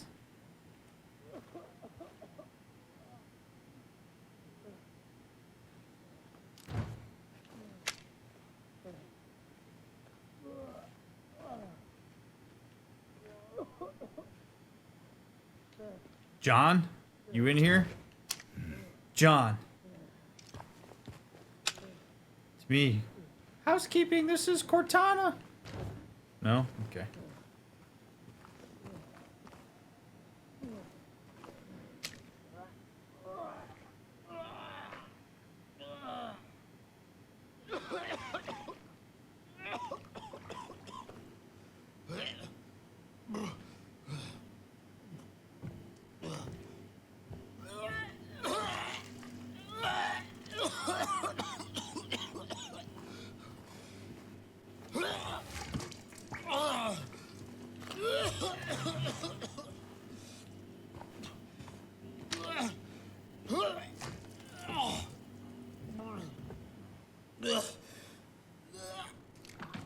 Hey, who's there? It wasn't me. I didn't do it. I didn't do it, I swear. Hey, are you okay? I didn't do anything. He was like that when I got here. He? Oh, you mean that man back there? In the kitchen? I didn't do it. I swear I didn't kill him. Yeah, it's all right. I'm not saying that you did. Look, my name is James. James Sunderland. Eddie. Eddie, okay. So, do you live here, Eddie? No. I'm not even from this town. It's just... Something brought you here. Yeah. Yeah, you could say that. Well, they came at me. I didn't know what to do, so I ran. I came here. Figured it might be safe, but then I found the guy in the fridge. Easy, deep breaths. Look, this place, it's not safe. These things, this whole town, there's something wrong with it. Might be best if you just get out of here. Yeah. Yeah, you're right. Hey, you want to come with? Maybe together we can find a way out of this town. Oh, sorry, but I can't leave. Not yet. I need to find someone. Oh.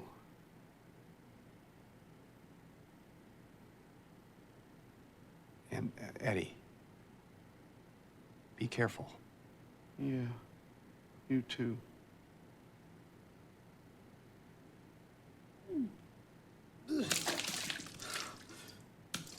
God, how much you got in there, Eddie? Holy hell.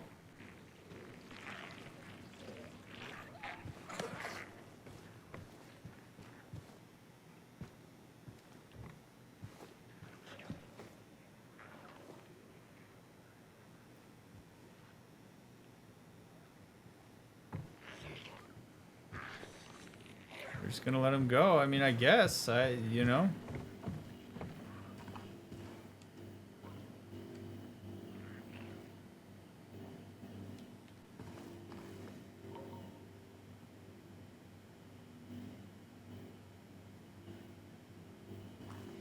Let's see if there's any discernible traits on the person in there. That's really quite the vivid thing to have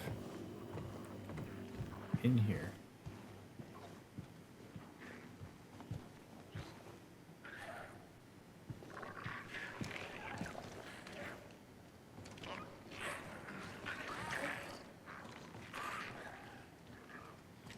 Hey, Eddie, have you seen those blob things?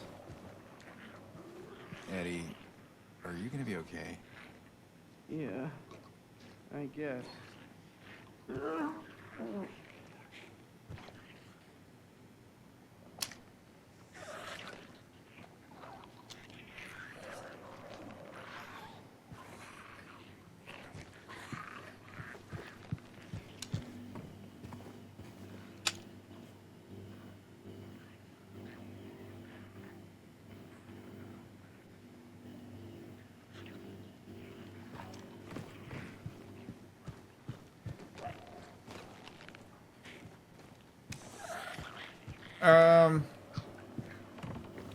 God, I don't know how to put my thoughts together on this.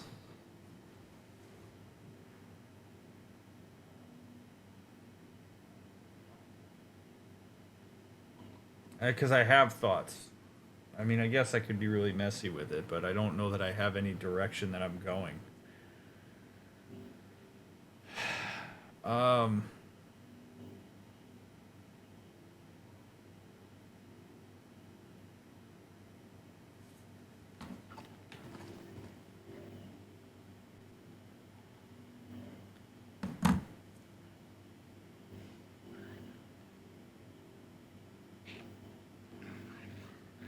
I'm having a hard time seeing it as a coincidence that we are seeing a person dead in the fridge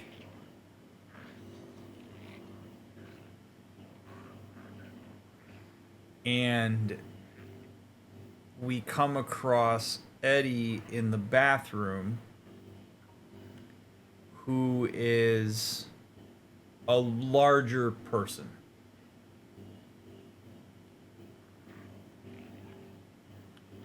And who is like actively kind of like sick and gagging.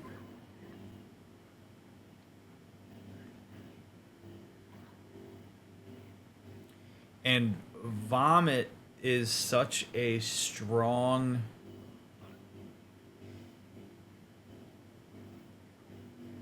symbol in this game. And I'm thinking about like James in relation to his wife who would have been vomiting, and then what was their relationship to food like? You know, 'cause these are some of the things that people don't readily think about. Like when you have a loved one, like your spouse is going through like cancer. Like it's not just the change that happens to you isn't just you go to the hospital more. It's not that you like just deal with cancer treatments. Like your entire life gets turned upside down. Your routines change. Your eating habits change. Your relationship to food changes. You know, think about if you're under chemo and you're nauseous all the time. Maybe there's only certain foods you can eat. Does James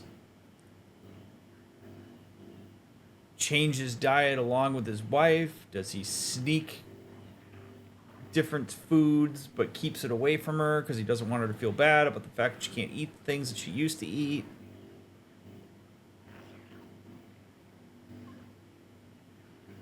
Was his wife so emaciated by the end that his own self-image of himself was that he was like not fat, but like that he was like overweight or overindulged relative to her, and was, I mean, I don't know. There's just like, I don't really know how to put it together. I'm gonna have to sink on this. I'm gonna have to let it sink in and sit on it. But I don't think it's random that there's a dude dead in the fridge and an overweight man is in the bathroom vomiting and scared.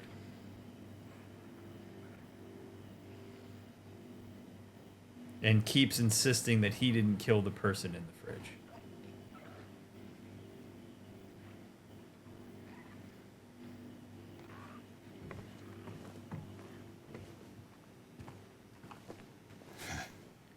I don't know.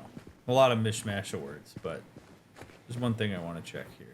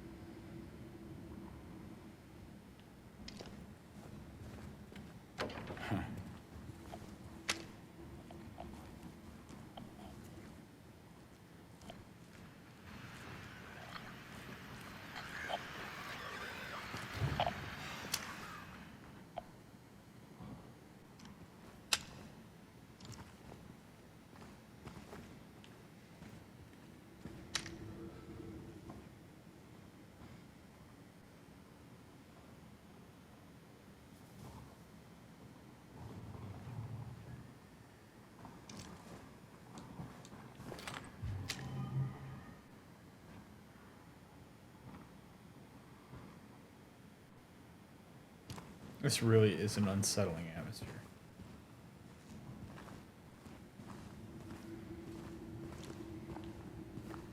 It's fantastic.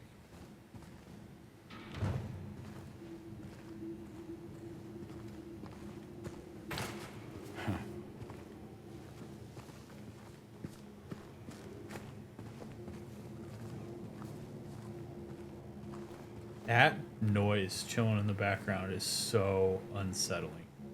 Like, in the worst way.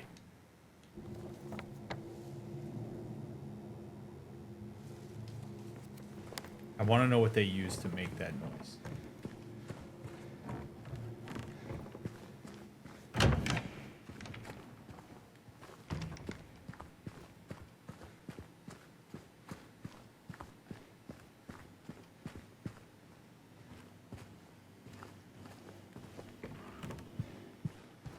Eddie, are you gonna be okay? Yeah, I guess.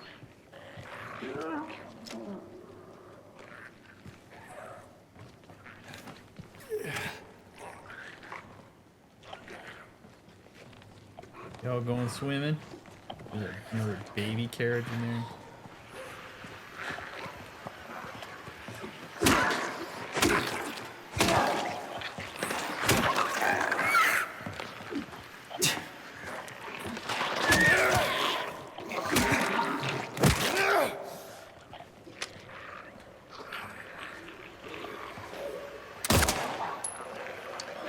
First shots fired.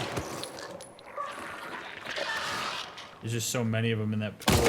Oh shit, dude. You can tell he is.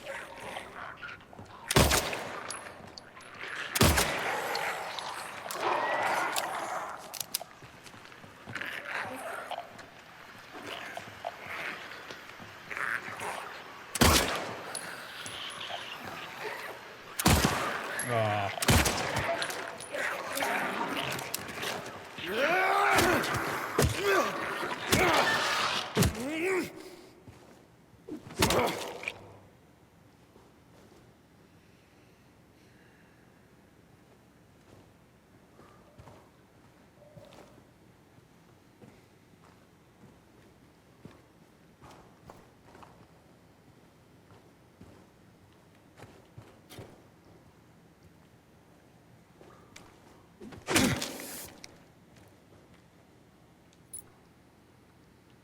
Snake coin. Oh, right, because we got to do the... Oh, the coin that was in the laundry chute. I'm going to have to get it out of there because that was one of the coins, and I didn't pay attention to what was on the coin when I looked at it. I should have, because... Alright, I just have to remember that it's in there, because I forgot about that thing that we got to place coins into. Totally forgot about it.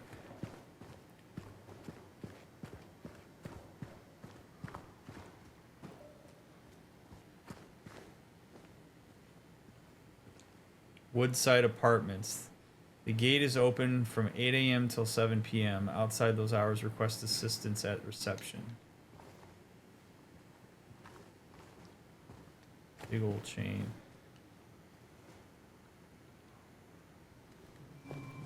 Such a great atmosphere, man. It's just A freaking plus. Oh, I get it. Okay, we're on the other side of this gate now, too, so that's kind of nice. So, oh, I can't open it, though.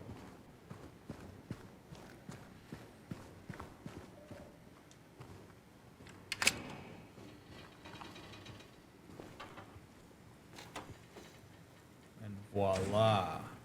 Okay.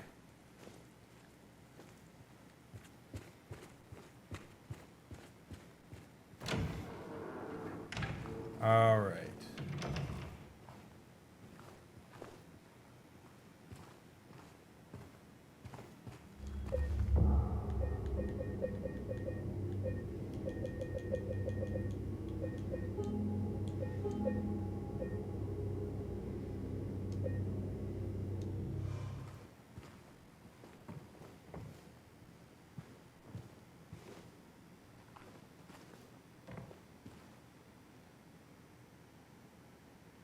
All right, we'll place a couple coins in part 3.